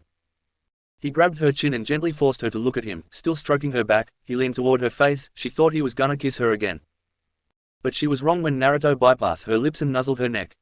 She squealed, whimpered and moaned when his hot breath fanned her creamy neck. Her eyes rolled back to her head when his lips started to suck, bringing angry red marks wherever they went. He leaned toward her ear and nibbled on it. Kurenai-chan, his voice was barely a whisper and the sexy tone he used make her whimper. Where is she? She whimpered and shook her heads, not giving up that easily. He smirked and licked, sucked, bit her neck, making her moan and whimpered. After a moment, she suddenly squealed and he felt his pant get wet. He smirked as Kurenai panted. Giving up? He asked as she leaned her body against his, bury her face in his chest. SGO on TT the RR rooftop, she stuttered, still on cloud nine after what Naruto had done to her. He nodded. He kissed her forehead and picked her up, carrying her bridal style before walking toward the bedroom. He laid her on the bed and gave her a peck on the lip. "I'm be back," he promised. He walked out of his apartment and rushed toward the rooftop. Line break. He soon arrived at the rooftop and Sweet dropped at the scene in front of him. Anko had a glazed look in her eyes and her mouth open in silent scream, as if she wanted to scream but can't. She was lying on the roof tiles. He sighed before walked up toward her and kneeled down. He pressed his finger to her forehead while his left hand set into a half ram sign, KAI. Like a switch, the glazed look in Anko's eyes disappeared and only for a terrified look replaced them. "No, Kurenai-chan, I'm sorry, I won't prank you again," she wailed while bringing her knees closer to her chest and rocked her back and forward, a waterfall tears streaming from her eyes. He sweet dropped. "What genjutsu did she use? I need to learn one." He shook his head and walked toward a terrified Anko, laid his hand on her shoulder, stopping her frantic cries. She froze and turned her head slowly, her eyes widened in relief when she saw it was Naruto holding her. "Naru-chan," she yelled while throwing his arm around him and buried his face into her bust. "Are you here to save me from Kure-chan wrath?" "Oh, thank you so much." She kissed his head repeatedly. MMMPH. He tried to get out of her embrace as his face started to get blue cause of the lack of oxygen. "I'm so jealous of you, kid." Woman literally shoved their bust to you face, Kurama snickered. "And I'm about die cause of it, is this it? I die by a pair of breast. Lucky you. Unfortunately me." Anko finally noticed his blue face and let go of him. "Whoops, sorry Naru-chan, I guess I'm a little bit grateful for your help," she chuckled nervously. He sighed. "Now what the hell gave you the idea to change Kurenai-chan wine with guy protein drink?" She sheepishly rubbed the back of her head. "Well, it's festivals tonight, so as tradition, everyone I know must be pranked with." He stared at her with a deadpan look. "First off, there was no tradition about pranking anybody on festivals. Second off, you knew Kurenai hated that drink more than anything." She blushed in embarrassment. "Oh come on, I was bored and the Chunin exam were over." "Alright, fine, I let you off this time, now go before Kurenai came up and cast more horrible genjutsu." She paled and nodded, disappeared in a shunshin. He chuckled and headed down the stairs to his apartment door. He stepped in and closed the door, locking it with the special security seals he create. He walked toward the hallway and entered his bedroom. He saw the room is empty and the bathroom door opened. He walked toward the bathroom, poked his head in. He saw Kurenai kneeling over the toilet, puking out her lunch. "Kurenai-chan, are you okay?" he asked worriedly as he stepped in the bathroom and kneeled behind her, rubbing her back as she groaned. "Yeah, Jay, just bad drink, after all," Kurenai groaned. "Do you want to stay home? If you want I could stay with you here, I go find some healing pills." However, she grabbed his wrist and smiled at his concern. "No, it's alright, you can go to the festivals if you want, just grab me some new wine." "Sure, anything you want, babe." He kissed her nose, getting a giggle from her. "You sure you don't want to come with me?" he asked. She shook her head with a smile, kissing his lips briefly. "I'm sure." Line break. He walked through the Konoha market, heading straight to the bar he planned to meet his friend. Getting inside, he saw none of his friend inside yet, probably busy helping their family decorating their house for the festivals. He sat on one of the stools and ordered a sake and red wine bottle. The barmaid nodded her head and go take his order. He tapped his finger in tempo patiently as he waited for his drink. He glanced around the bar and saw eyes step through. She saw him staring at her. She made her way to him and sat beside him on the stool. "Are you alright?" she asked with a tinge of concern in her soft but flat voice. He raised a brow but shook his head. "This girl is weird." "Yeah, I'm okay. Like I said before, I heal fast." She nodded and ordered a rice wine. The barmaid nodded as she poured his drink and put the red wine bottle on the counter before getting the wine for the girl. He took the saucer and downed it in his throat in one go. He put the glass down with a satisfied sigh. "So," he started, trying to make a conversation, "why are you still here? Not that I don't appreciate your presence, but the Chunin exam is over, is it? Wasn't you supposed to be promoted at Kumo?" "Yes, that was the original plan." Eyes nodded her head. "However, a small problem occurred and the Raikage was forced to do the promotion here, much to his dismay," she said softly. He raised a brow. "I know Konoha, or more specifically, the Hyuga didn't like Kumo ninja presence, but I doubt that would be a problem." "Yes, but this is not about the Hyuga." She nodded her head. "I'm sorry, but I cannot indulge more information than I already give," she said firmly, but to her surprise, he only shrugged nonchalantly. "Meh, fair enough I guess," he said as he took another shot of sake and take out his Gama-chan. Getting a small, amused smile from eyes at the frog wallet he has, he took out some roll of cash and gave it to the barmaid who looked shocked at the amount of ryo. "Keep the rest," he said as he took the wine bottle and head out. He missed the fond smile on Ai's face as she gazed at his back longingly. Chapter 22, The Demigod and the Princess. Naruto hummed a tune as he walked back toward his home with a bag of grocery and red wine in his hands. After he met Ace, also known as the Sword Princess, in her village, he goes to buy some meal for Kurenai and Kin. Thinking about Kin making him frown, even though the girl was better than she was before, she still flinched whenever she saw him or Kurenai. He saw a glint of guilt, sadness, fear in her eyes every time their eyes met. He reassured the girl that Ruhomatsu Kronos in disguise can't touch a hair on her as long as he with her. Even with his words, he managed to ease the girl anxious a bit, but she still tense and looked left and right frantically as if someone gonna pop out and killed her. He need to tell the Hokage about the invasion, but how? That is the question that seemed to plague him these days. He couldn't just say to his Hokage that god and goddesses existed and he is a half god and half human. And beside, the mortal wasn't supposed to know the Shinto god exist. He abruptly stopped as he gasped when his body felt like on fire. He fell to his knees, putting his grocery bag down and tried to hold back his pain. Kurama, what the hell is happening? He gripped his head when a voice that was definitely not Kurama spoke. Godling.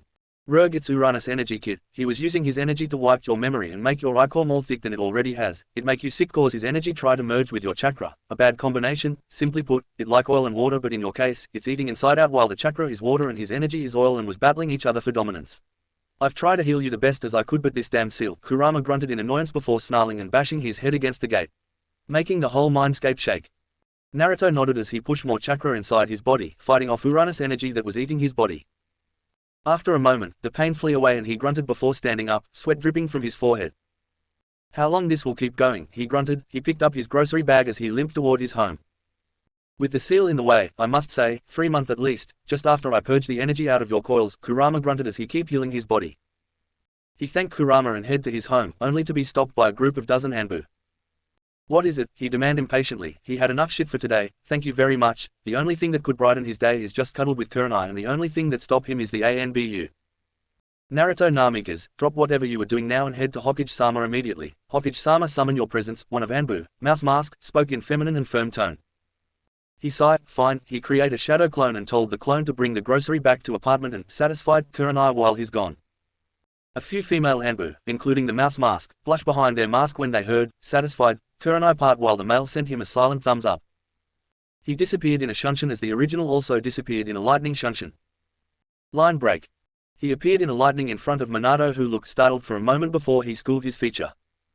Oh Naruto, take a sit, he said as he motioned a chair in front of him. His son stared at him blankly before sat down on the chair. Naruto, I have a mission for you today. The Fire Daimyo sent us a message through the messenger hawk. He want we to escort his daughter and niece safely to the fire capital. You can start tomorrow morning. Do you accept? He questioned his son with a serious expression on his face. Naruto took a moment to ponder about these things. He nodded after a while. It couldn't hurt to do some mission here and there. Minato smiled and gave him the mission scroll. This mission will be rank as A class. You can pick anyone above Chunin to join you in your mission, understood? He nodded. Good. Minato smiled again before he fished something inside his desk and bring out the standard green vest. And congratulations Naruto, you have been promoted to Chunin. The daimyo and client are very impressed by your fighting skills. They have been waiting for you to accept their mission. He chuckled as Naruto took the vest from him and sling it on his back. It's that all Hokage-sama, he said in cold tone, making his father flinch. Why yes, you dismissed, he said with a weak smile as he watched his son nodded and turned to leave. Just then an idea suddenly popped in his head, making him grin in happiness. Naruto, he called out, making the auburn-haired boy stopped as his hand on the doorknob, looking at his father over his shoulder. Tonight, your mother is making dinner, so I thought you cool. No, came the cold reply as he closed the door with a soft thud. He opened and closed his jaw repeatedly before closing them with a click of his teeth. He sighed, his eyes shone in regret and adored. He turned his head at the Hokage monument. Hiruzen-sama, am I worthy being a Hokage? Line break. Warning, Lemon, don't like it, skip it. Tadaima, Naruto said loudly as he stepped in his apartment. Here came a seductive voice of Kurenai, making him smile. He sauntered to the bedroom, opened the door and gawked at the sight in front of him. Kurenai was laying on her back, naked as the day she was born. But that not what he just saw. Kin was also on the bed, naked, and was laying on her back. They were interlocking their legs in a position similar to the shape of scissors and pressing their pussy together, making both of them moan. www what tttthth the hhh he hell I is hh hap happening. He stuttered, could make Hinata run for her money as an atomic blush on his face. His junior tightened almost painfully at the lewd sight. Kurenai stopped what she was doing, making Kin whimpered in disappointment. She take a look at her boyfriend and her eyes lit up when she saw the familiar green vest hanging on his back. She get off of Kin and lunged at him. Naruto-kun, congratulations on making Chunin. She then kissed him passionately, before parted away, a strand of saliva between their lips. How about I give you a reward then, Naruto-kun? She purred at his ears, making him blush as he felt Kurenai dragged him toward the bed and stripping him naked, letting Kin eyes drink the sight of Naruto monster cock. She gulped, there no way that monster could fit me, that thing was huge and thick like any diamond just by looking at it. In fact, how about both of us reward you, she stated more than question, her snake their ways from his chest to his waist before grabbing the base of his cock and stroking him softly, making him groan. Kin suddenly sat up and kissed him, making his eyes widen before he lowered them and kissed her back. Kurenai, still stroking his cock, kissed his neck, making he moan through the kiss. He reached out and grabbed one of Kurenai's large jugs and groped them as she moaned from the groping of her lover. Kin parted from him after a moment, a strand of saliva between their mouth. She joined Kurenai in stroking his pole as he moaned at the double pleasure the girls were giving him. Kurenai-chan, is this okay? He moaned as she smiled, kissing him softly on the lips. It's okay Naruto-kun, she likes you too, now just laid back and enjoy it baby, she whispered. And enjoy he did. Are you sure about this, Kin? he asked the former Kuzunin, who nodded with a smile. I'm completely sure, Naruto-kun, you didn't treat me like a prisoner when I tried to attack you. You take care of me and love me. This is at least what I can do to repay you. Then, she lowered herself to her stomach and swallowed his cock. He groaned when he felt Kin's mouth squeeze his cock and her throat stimulate his rod. After a moment to get used to his size, she started to bob her head up and down his cock. Naruto moaned as he could feel Kurenai's lips sucking on his neck, licking and biting, leaving a love bites here and there. After a moment, he let out a pleasure cry as he unleashed a torrent of cum down Kin's throat, making her eyes widen at the amount of cum sliding down her throat and straight to her stomach. He pulled out of her mouth as she coughed violently. Kurenai came forward and licking his cock, cleaning it as well, making him more horny than ever. He cooed, "Your turn, Kurenai-chan." Her eyes widened before she took in her mouth and sucking it like a lollipop, making him groan. He placed both of his hands on Kurenai's head and started to thrust his hip, sliding his cock up and down her throat as Kurenai wrapped her tongue around his cock almost lovingly while sucking his dick. He fastened his pace, making her eyes roll back to her head as juices leaked from her cunt. After a moment he roared and let out a huge load down her throat. She gagged for a bit before swallowing his cum. Liking the taste of sake and sweets, she licked him around the base and the head, cleaning it before smacking her lips with a happy smile. After that, the sound grunt, growl and moan echoed through the house. Line break, lemon over. Naruto groaned as he woke up by the rising sun. He sat up but he felt something heavy on his chest. He opened both of his eyes and saw a mop of raven hair. Memories came back rushing to him. He blushed when he remembered the threesome they had yesterday. He smiled before untangled himself from his lovers. Kurenai and Kin moaned in disappointment before embracing each other in their sleep. Kurenai buried Kin's face in her bosom as Kin wrapped her arm around Kurenai's waist. Naruto chuckled at the cute sight before step out of the bedroom and went to make breakfast. Line break. Naruto hummed as he walked toward the main gate. After he making breakfast for him and the girls, he left a note saying he has a mission. He decided to ditch the grey trench coat with the Konoha standard vest. Besides, grey and green don't look pretty in his eyes. He was sure the Aphrodite blessing kicking in when he looked himself over a mirror. He arrived at the gates, only to meet bored Kotetsu and Izumo, irate Natsumi and a shy and blushing mess that is Naho. "You late," Natsumi said, her delicate brow twitching as she gazed at him with disdain. "I thought ninja supposed to be punctual," she mocked as Naruto looked at her boredly. Did you say something, princess?" "Why you?" Anno, Naho suddenly spoke. She blushed when all eyes on her. "Why don't we just go now please?" she pleaded. "Fine," Natsumi huffed at him, before turning around with a humph, nose high in the air, an air of arrogance around her. "We should get moving, Mr. Ninja." He just shrugged and yawned, infuriating her. He walked past the princess and looked over her shoulder. "Well, try to keep up, princess, if you can." He smirked at her scowling face as he stressed the three last words. "Oh boy, he's in now," Kotetsu said as he saw the auburn-hair boy ignored the princess glare. The princess was a spoiled baby, that for sure. She had been complaining and whining about why Naruto is late and all. Line break. Naruto sighed as a vein throbbed in his forehead hidden by his headband. The princess had been whining about her sore feet and all, while Naho was silently blushing while glancing at him here and there. Luckily for them, he only had to deal with bandits that try to mob them, that is until he blow them away with windjutsu. After an agonizing 2 hours of walking and whining from the princess, he could finally see the capital city of the Land of Fire Gate. Naruto stood with Natsumi and Naho as he gazed at the massive gate of capital city. The walls had the kanji of fire. The city was even bigger than Konoha. The three of them walked toward the gate, only for two samurai appeared in front of them, making Naruto form the seal in one hand while the other reached for his katana. "Relax, Namikaze-san, we're here to escort you to the fire daimyo," one of the samurai said in feminine voice. He nodded as he relaxed slightly but still keep his guard up. He followed the samurai. As they walked through the busy street, many of the civilians looked shocked at his appearance before bowed their heads little, showing awe and respect, while the samurai nodded their head in respect at him. "Yes, bow to me, you pathetic who." "I think they bow to me, Kurama," he chided with a sweat dropped on his forehead. Doesn't matter, I'm sealed inside you, so automatically, they bow to us." "Whatever you say," he chuckled internally at Kurama's antics. He sent a questioning look at the samurai in front of him. One of them noticed and chuckled in gruff tone. "They heard of your match in the Chunin exam, so of course they respect your skill, Namikaze-san." He nodded and continued his track. On his way, he received many flower and sweets from noble girls that saw his match. Many of them blushed at his handsome look, while women on mid-20s drooled and stared at him with lust in their eyes. Soon they were at the giant wooden doors. The samurai turned to him. "Please, give us a moment," he said as Natsumi and Naho followed the samurai through the door. The servant opened for them. Only Naruto and the female samurai left behind. Naruto stared at her silently. She wore a green samurai armor with body plate, knee protector, metal shoulder pads, a Nodoki sword hanging on the left side of her waist. A kabuki mask with a kabuto helmet covered her entire face and head. Noticing his gaze on her, she turned her head and tilted to the side cutely. "Is there something wrong, Uzumaki-san?" He shook his head. "Nothing, I notice you use the Nodoki rather than the other sword the samurai use. Why is that, if you don't mind me asking?" She smiled behind her mask, not that he could see, it just that I prefer using the long sword rather than the standard katana the samurai use. He nodded his head. After all, why would use a weapon that does not fit you? Inori, please bring him in, she heard muffled voice of the fire daimyo. She motioned her head to follow her. He stepped through the door. He saw the fire daimyo was sitting on a beautiful chair. Beside him is his lovely wife, Madame Shijimi. On her left is Natsumi, who was glaring at him. Ah, Naruto Namikas, it's a pleasure to meet you. As you know, I am the fire daimyo and this is my wife, Shijimi. I'm pretty sure you already met my little grumpy princess, Natsumi, said Princess cried in indignation at her father teasing. Otou-san. Hey, the fire daimyo chuckled before he gazed at Naruto. So as a reward of being an escort to my daughter, the money was already sent to your account, Naruto-san. Thank you daimyo-sama. He bowed his head a little and just about he turned to leave, Madame Shijimi spoke. Oh Naruto-san, please stay here for the day. After all, I couldn't thank you enough for bringing my precious Torah. He stopped as he pondered about this before he nodded. Thank you Madame Shijimi. He thanked her as she smiled. Chapter 23, Attack of the Titans. Naruto groaned as he sat up in his large bed. The sun was shining and the birds was chirping.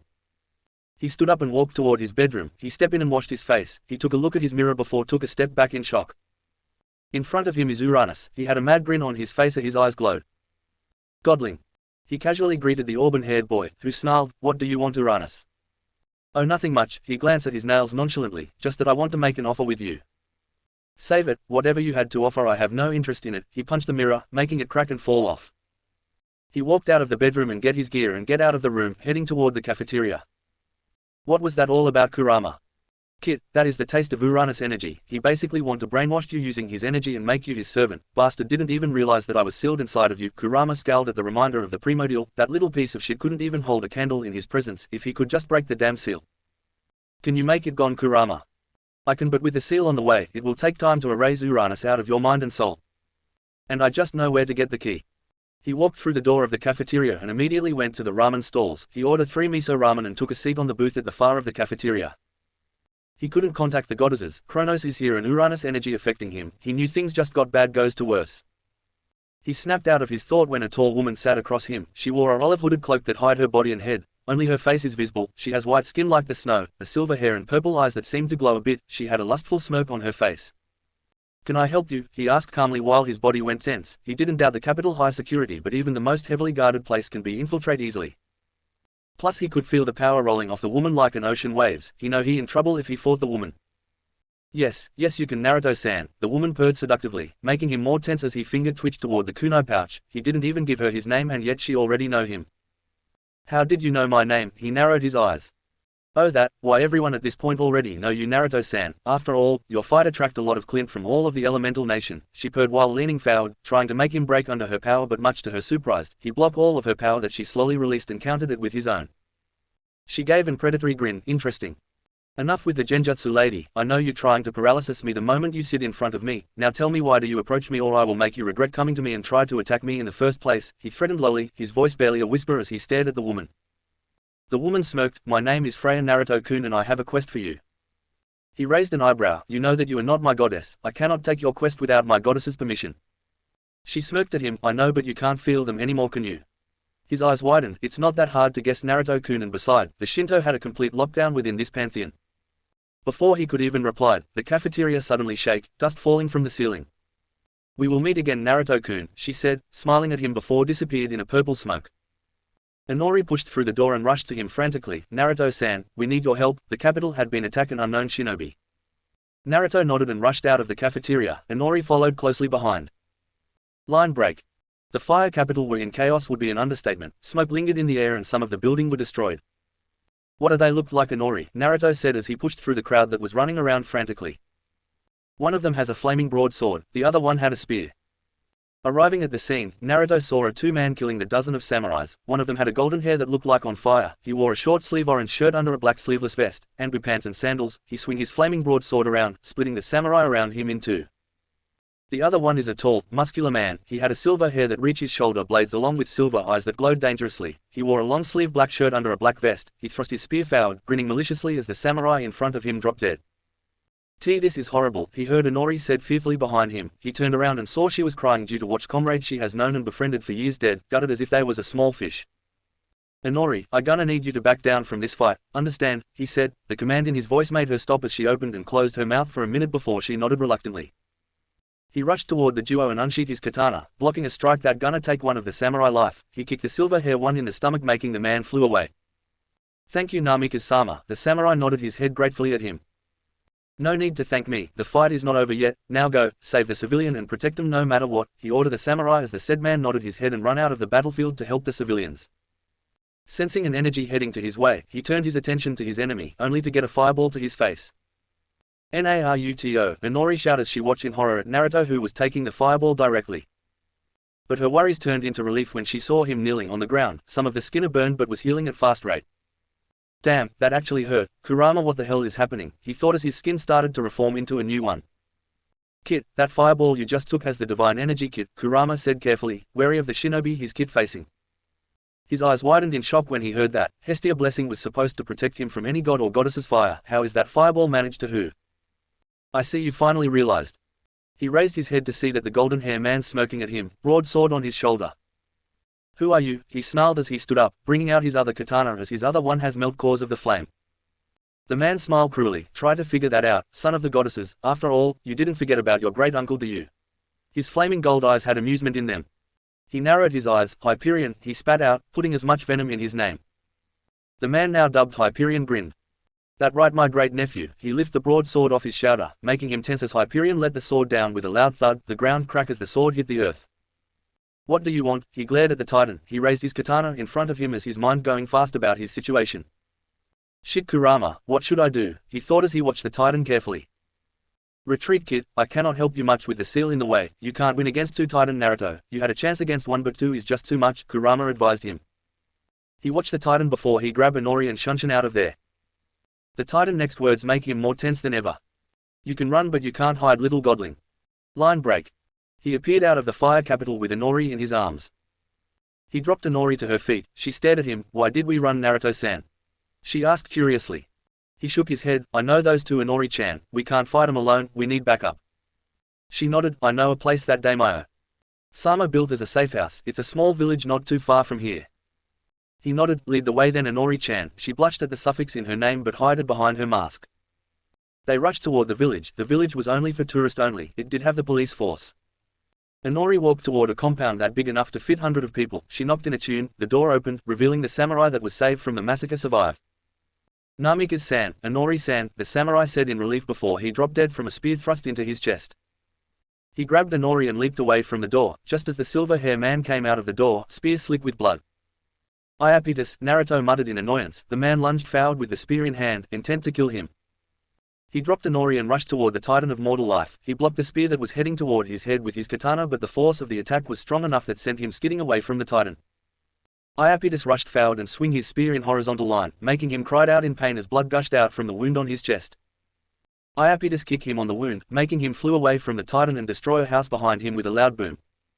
He stood up. He glanced down at his wound and was confused why his wound hasn't healed yet. "That spear has some poison to block my chakra from healing you, Naruto. I could heal you if this seal hasn't get in the way. The only healing you have now is the Uzumaki bloodline. You need to run away from them now, Naruto," Kurama warned him.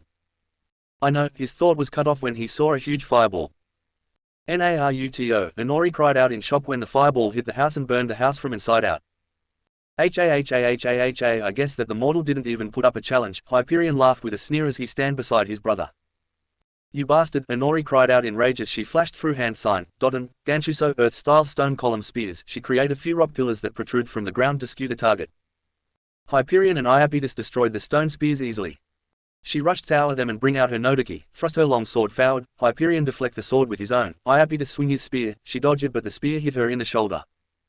She backed away from him with a hiss. She flashed through hand sign, Doden, Doro Hoshi, Earth-style mud silhout. She summons a river of mud which the mud flow at the Titan. The mud hit them but the Titan wasn't even fazed by it, as if the mud was like a bucket of water. Hyperion rushed forward and grabbed her by the neck. She gasped as she tried to get out of the Titan grasp. Hyperion ripped out her helmet and mask, grinning lecherously. "Oh look brother, this one is a beauty." Her dark blue hair fall out to her back with her light blue eyes staring fearfully at him. He snaked his hand under Inori armor and groped her breast. She squirmed when he groped her and yelled in pain when he squeezed her breast. "You will do," he grinned as he summoned his power. She yelled in pain when her breast felt burn. She felt like someone used a fire jutsu to burn her right breast. He ripped out her armor and let her fall to the ground. She scrambled back from him as he stood there, grinning at her. Even though Thea isn't here to please me, you will do, mortal. He reached out and grabbed her ankle, dragging her as he head out to the nearest house. Iapetus shake his head at his brother. Why did his brother has to be such a horn dog? Rantan, Riza Sakasu, Gale-style laser circus. Hyperion grunted when dozen of light beam hit him and forced him to let go Inori who run away from him. He glared at Naruto who looked worse for wear. His vest and turtleneck tank top was burned, leaving him shirtless. His pant was torn off, making it look like a short pant that reached his knees. Both of his sword melt cause of the flame. He lunged toward the boy and grabbed by his neck. Naruto yelled out in pain when his neck was burned from his touch. You dare to fight me again? Hyperion glared at the boy. For that you must die. He raised his sword high in the air, ready to split him in two.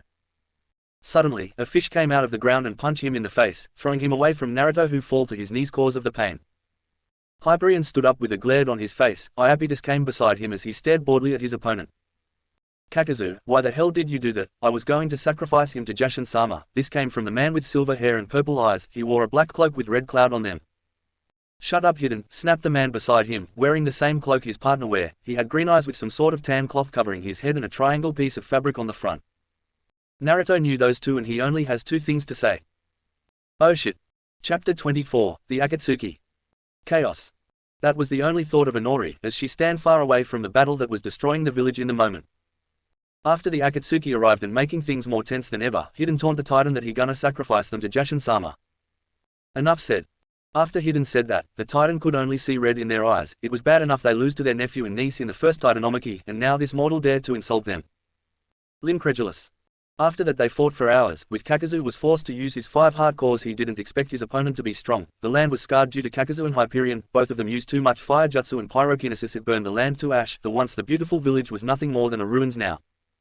The Titan knew they couldn't win this fight. They were simply in a mortal body. They couldn't bring their divine body lest they want Kami unleashed her wrath at them. They won't admit it, but they were scared of the woman. Even the crooked one fear her power. Kaden, Zukoku, fire style searing migraine. Kakazu, fire element mask. Fires a small fireball that erupts into a giant firestorm after making contact with a surface, causing widespread destruction to the area. The fire sped toward the Titan who looked worse for wear. Iapetus had a gash around his arm and leg. Ichor flow freely, making his clothes drenched, a black marker on his right eyes as he panted. He knew he cannot summon more of his power cores. If he did, the Shinto pantheon would sense them and punish them, ensuing a war afterwards. That was the last thing Kronos need, more problem on his way to claim his throne back.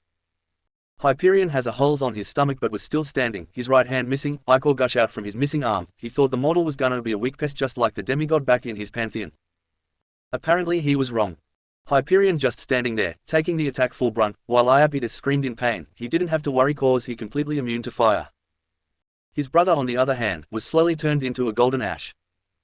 Kakazu raised an eyebrow when he saw Hyperion was still standing, while his brother Ash flew away by the wind. Looks like you immune to fire. He hummed with interest before shrugged his shoulders slightly. The movement was barely noticeable but Hyperion saw it with his sharp eyes. Oh well, it looked like I have to use my other element. He flashed through hand sign in a blur. Raiden, Jian, lightning style false darkness. The lightning element mask emits lightning in the shape of a spear from its mouth, which then pierces the stunned Hyperion. Its destructive power is great enough to even pierce through rock. Which mean Hyperion is fuck. There was only one last thought ran through the Titan head. I'm sorry brother but you on your own this time. Then the lightning shredded his body. Brutally. Line break. Naruto groaned as he opened his eyes, his vision blurry as he sat up on his bed, rubbing his forehead in an attempt to ease his headache. Are you alright? A feminine blank voice said. He let his hand to his side to gaze at Angel. Or at least he thought was an angel. Kneeling in front of him is beautiful woman. Her skin was very pale and her blue hair tied into a bun adorned with a paper flower. She has a small piercing just below her kissable lips, her amber eyes staring at him blankly. Who are you? He hoarsely said, fristy from all the heat and battle he took. She placed a hand on his forehead, checking his temperature. She nodded before she stand up, grabbing his wrist and gently dragged him, bringing him to Nagato Palace. They stopped at the hallway in front of giant double doors. The door opened automatically. They stepped in and saw a man strapped to the chair that looked like a throne. He has red hair, a bang of hair covered the right side of his face. He was tall and a little bit muscular. His ripple purple eyes started at Naruto with interest. Conan, is that him? He asked the brunette, who merely nodded. Nagato smiled, took a step toward Naruto who tensed at his approach. He could feel the power inside Nagato. Nagato stopped in front of Naruto. Well hello cousin, I'm happy to see another Uzumaki roam the elemental nation but I tasked Conan to bring here is not for a reunion. Is about the gods, both Shinto and Greek. Naruto eyes widened in shock, seeing the expression on his face. Nagato nodded, yes last week, I have a visitor from Tengoku Heaven. It was Kami. She revealed the truth to me, about my life and Yahiko death. After that she asked me to help you and trained you for the upcoming war that was brewing in Greek pantheon. Kami told you that. Nagato nodded. Then you surely know about my condition. He asked warily.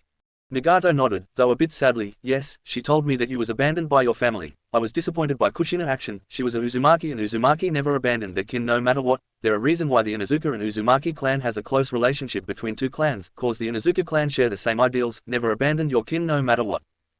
Naruto nodded. Kiba had once told him the Inuzuka ideals once. He found out about his clan's rules from his father library.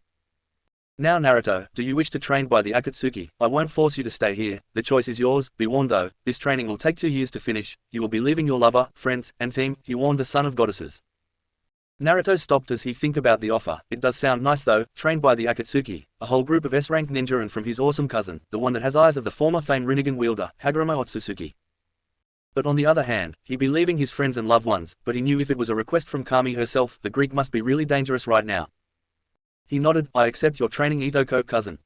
Nagato smiled brightly at him. Great, I informed the other member that you accept their training, just rest for now, you're gonna need it for tomorrow. Naruto nodded and was about to turn around before he stopped at the door frame. Nagato and Konan stared at him curiously as he looked over his shoulder to throw a suspicious gaze at his cousin. His next word made Nagato smirked at his friend who was blushing when she remembered certain activities the auburn-hair boy did with his lover. Let's just say, I have my eyes everywhere. Okay Naruto-kun, Nagato said mysteriously with his rippled eyes glowing. Naruto nodded a bit warily, before finding the nearest ramen shop. So, Konan, do you like his activity, if you know what I mean? Oh shut up. Chapter 25, The Maelstrom Return. A teenager sat on balcony, a butterfly made out of paper on his finger as he stared at the citizen of a megacool below, happily doing their own things, shopping, chatting, being a good civilians they are, despite the bad weather they have. He was tall, muscular even, his spiky auburn red hair pointing in random direction, his whisker mark visible for anyone to see, his silvery reddish flame eyes glowing softly, his lips set into thin smile as he watched over a megakua.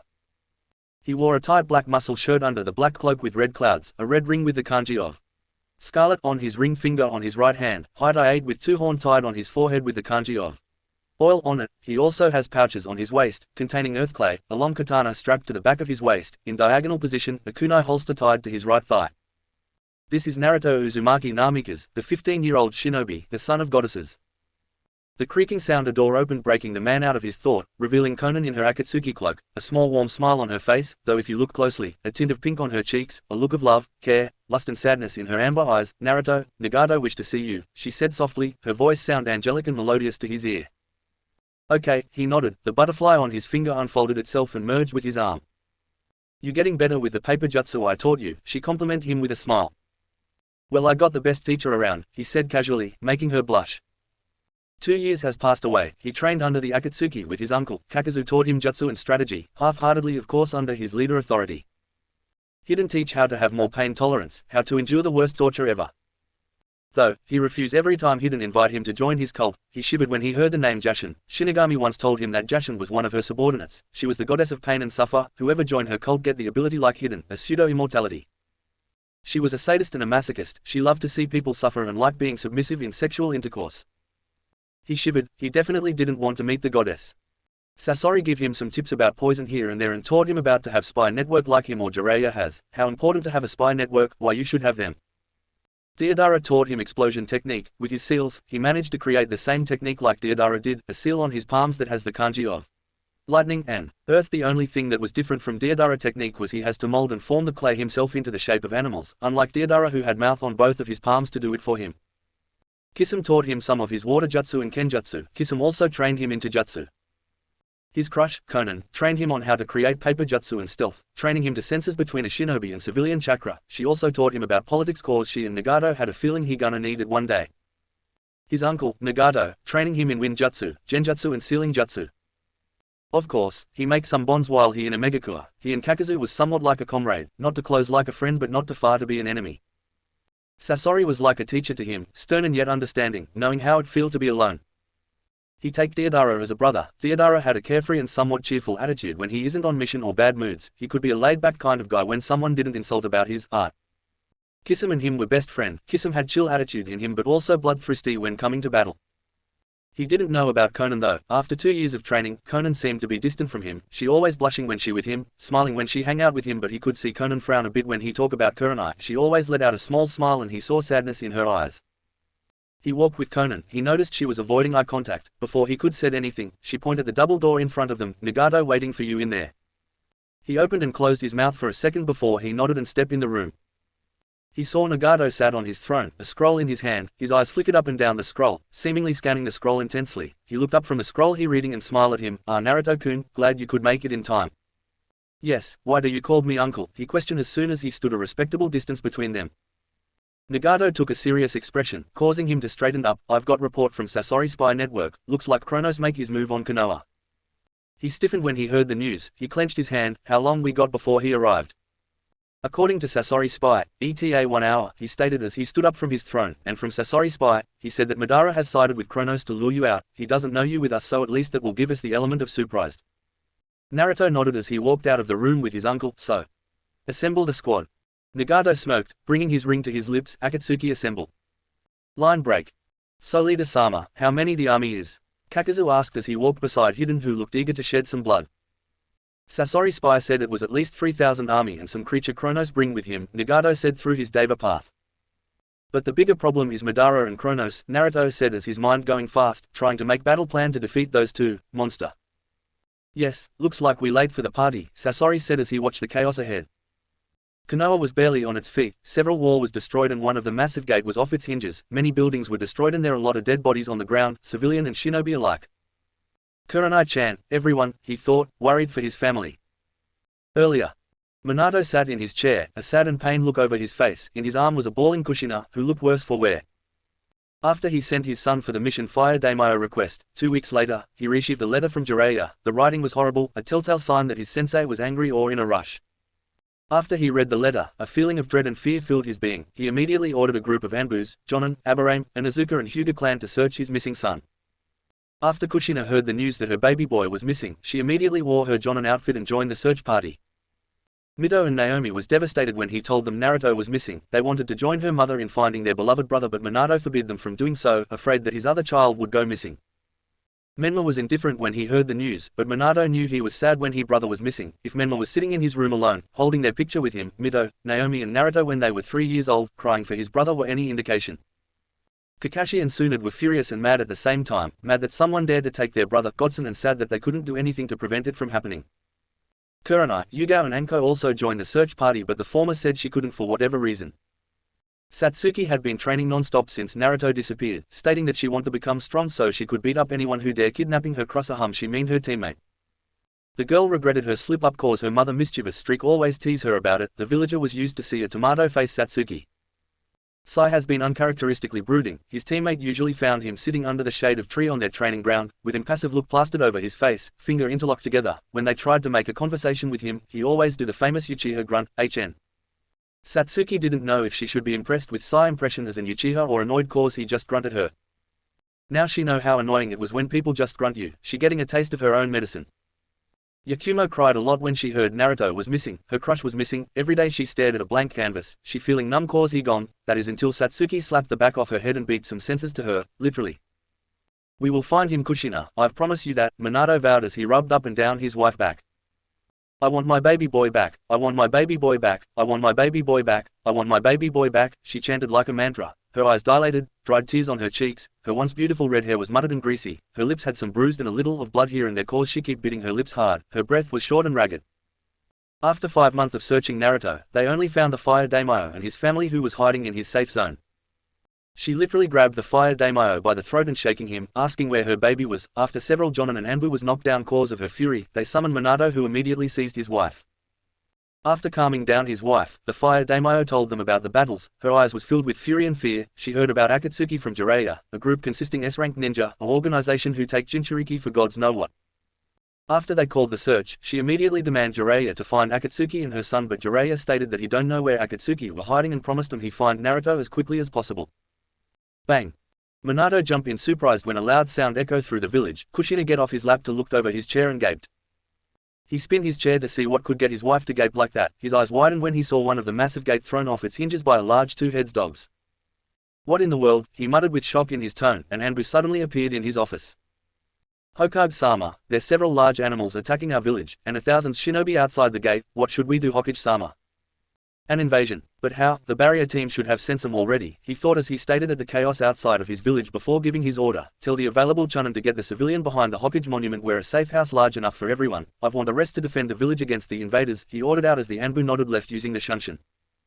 He turned his attention to his wife, who looked serious despite her horrid visage. Kushina, I need you to bring our children and the rest of the genins to protect the villager. Me, Tsunade and Orochimaru going to battle the invaders. She nodded and left without word. He hastened toward the main gate where the animals already rampaging the buildings. Line break. Kakazu, hidden, I want you two fought off the shinobi outside Konoha while the rest of us aid the shinobi inside, Pain ordered as Kakazu grunted, rushing toward the Oto shinobi along with an eager hidden. Deodara, deal with the animals, you and the animal path are more suited for that. Deodara grinned before making a large bird made out of clay and took off. The animal path said nothing as both of them leaped off the ground toward the animal, making a small shockwave with their chakra enchants jump. Naruto, Konan, Kisame and Sasori, you with me, he said as they nodded. They rushed toward the village, killing some of the Oto ninja on the way. Pain stretched his arm out, pointing his palm at the group of shinobi in front of them. Shinra Tensei almighty push, sending a strong repulsive force toward them, blowing them away. Naruto wasted no time as he unsheathed his lightning chakra enchants Nodoki. He stabbed one of Oto Nin before beheaded him just to be sure, blocking a strike from his side and swing his sword horizontally, spilling the Oto shinobi guts to the ground. One of the shinobi tried to stab him from the back, the keyword was tried. Kisame was there in an instant, shredding the shinobi in half before pressing his back on Naruto, grinning maliciously, Gaki, back to back. Naruto nodded but never left his gaze on the Oto Nins as the said Oto Nins surrounded them. They attack at once. But Kisame and Naruto was much faster than them. They dodged, stabbed and cutting a few limbs here and there. Sasori was bored would be an understatement. These weakling didn't pose a threat to him, much less as a challenge. He boredly watches the shinobi on the ground in front of him writhing in pain cause of his poison. Pain was blasting and stabbing Oto Nins with Kurokai Jushinki chakra receiver. As much as he didn't like killing, this is a shinobi life and killing was part of that life. Konan using her paper jutsu, making a dozen spear made out of paper, piercing and shredding them with a blizzard of paper shuriken, a cold look on her face as she watched them die. Deodara was having a time of his life. Why not? He was having a blast, and literally, blasting those animals were fun. Kakazu grumbled as he used his thread to steal more hearts. Why did his leader leave him to deal with weaklings? With Hidden screaming about Jashin didn't help either. Naruto make his way toward the village center along with Pain and THW rest of the squad. He stopped once he saw who was standing. It was Ruhomatsu, the guy who he killed 2 years ago. He wore a long-sleeved shirt under a gold armor, scythe in hand as he gazed at the chaos around him, a psychotic on his face. Stood beside him is a tall man, a swirling orange mask with only one hole on the right eyes, Mangekyo Sharingan visible in it. He wore a long black sleeve shirt with shoulder armor plates along with the side of his thighs, a long green scarf wrapped around his neck. Ru turned around and grinned upon noticing him. The little godling finally show himself. He bring his scythe in front of him, holding it vertically. I wonder if I have to destroy this place for you to show up. Naruto snarled, his visage changed, his eyes slitted and the flame flickered dangerously. Kronos. Careful Kronos, I want the Jinchuriki alive, Madara said boredly. Of course, that was part of the deal wasn't it? He smiled though the smile only held malice in them. Either way, he going to die once you extract the foul creature in him and I want him dead, killing 2 birds with 1 stone. Chapter 26, The Maelstrom vs the Crooked One. Both of them stared at each other, tensed and ready to fight, waiting for their opponent to make the first move. Kronos, with a grin on his face, rushed toward the Akatsuki, scythe in hand, ready to spill some blood. He swung his scythe at Naruto who merely standing, watching him. Suddenly, a black rod blocked his scythe, making him scowled and look toward the offended wielder. He saw Pain gazing at him with an emotionless look. Stay out of this mortal, he raged as he pushed the rod away with his scythe and swung his scythe down at Pain. A sword with shark skin deflect his scythe. He glanced beside Pain to saw Kisame, grinning at him, bloodlust clear in his eyes. Let's see if you're worthy of Samehada, he cackled as he kicked Ru on the chest, making the titan in disguise flew away. Kronos grunted as he hit the shop behind him, literally crashing the building, debris falling on him. He snarled at Kisame as he pushed the chunks of rocks off him. He channeled some of his energy, making his arm glow brightly. He waved his arm at Kisame, making a bullet-sized lava heading toward the shark man. Kisame chuckled as he saw the pathetic attack, flashing through hand sign, Suden, Mizurupa, water-style raging waves. Water gushes from Kisame mouth like a waterfall and when the lava meets the wati, it cools quickly and forms one kind of igneous rock. Kronos snarled when he saw his attack was stopped. He knew he couldn't summon his divine form or else the Greek would notice his revival or worse the Shinto notice his presence. He rushed toward the group and took a deep breath. He exhaled his breath, releasing a cloud of black smoke, surrounding the Akatsuki. Smoke and mirrors, Naruto muttered as Pain nodded. Everyone, back to back, he ordered as Naruto stood beside him, Kisame next to him and Konan on his left, Sasori on their rear. It is useless, mortal. Chronos' voice was everywhere. Naruto, Pain said as the said person nodded, knowing full well what he was asked for. He formed a half-ram seal, molding chakra, closing his eyes. It wasn't pretty hard to sense Chronos due to his foul energy. Conan, in front of you, the blue-hair woman nodded, creating a dozen spear of paper in front of her. Pain raised his hand beside her and sent a strong scale of Shinra Tensei almighty push to put more power to the spear. Squawk. Ah, the Titan King screamed in pain when one of the spear pierced near his, junior, it was dangerously close to his balls. You, stupid, bitch, he snarled as he painfully take out the spear, having a mortal body hide his energy from the Shinto, but the downside of it was he couldn't heal with his usual healing power. He punched the ground, making a large crater, his hand deep in the ground. He grinned as he summoned more of his energy. What is he doing? Kisum muttered as he saw the guy was sticking his hand on the ground. Suddenly, Pain could sense the massive energy below them. Scatter, he informed as he jumped away along with his team. Abruptly, the ground burst as lava erupted to the air, several ground bursting and lava exploding out of it. So that's why he slammed his fist to the ground. He gotta admit, that was unexpected but not enough to defeat them. He unsheathed his Nodaki and rushed toward Chronos. He zigzagged as the ground burst in front of him. He swung his sword at Chronos, who bring out his hand and dodged the swing. He leaped away from the godling, scythe in hand. He swung his scythe diagonally, but Naruto deflect the attack to the side with chakra-induced sword. He thrust his sword forward, but Chronos lifted his scythe up, blocking it with the base of its scythe. Kisum, seeing both of them try to win against each other, rushed behind Naruto. Naruto suddenly bent backward, making the scythe and Chronos stumble forward at the unexpected move. As soon as Naruto bent, as soon as Kisum struck. Kisum swung his sword horizontally, making the Titan flew to the left as Chronos tried to heal his chest from the attack Kisum make. He summoned more energy to his hand, which the said hand took a ominous red glow like cracks all over his arms. He suddenly disappeared. Their eyes widened except Pain, who saw Chronos' energy. He summoned Kurokai Jushinki Chakra Receiver and threw it at Naruto. Squalch. Naruto turned around and immediately back away when he saw Chronos was behind him, the long black rod in his chest. Chronos swung his side, but Naruto ducked, barely slicing his head. He did a roundhouse kick to Chronos' head, sending him tumbling down. He heard an explosion behind him and briefly glances over his shoulder. He saw a giant two-heads dog running on four toward him. He calmly stared as the dog approached. The dog opened his mouth, intent on eating him. Suddenly a giant bird bit on the dog head and flew away, with the two-headed dog thrashing, trying to get off. He turned his attention to the rising Chronos. The Titan growled, dead. Lava spitting out of the wound on his chest. Naruto dodged the flying lava as he crouched from his position, watching Chronos with wary eyes. Enough, Pain said, with narrowed ripple eyes. You already lose, Chronos. Surrender and let the Kami decide your fate. The said Titan cackled madly, as if Pain just make the hilarious joke he ever heard, surrendered. He chuckled madly. Do you really think that bitch Kami gonna notice me here, puny mortal? This, he pointed to himself, is the reason why I chose a mortal body. This is why you can wound me.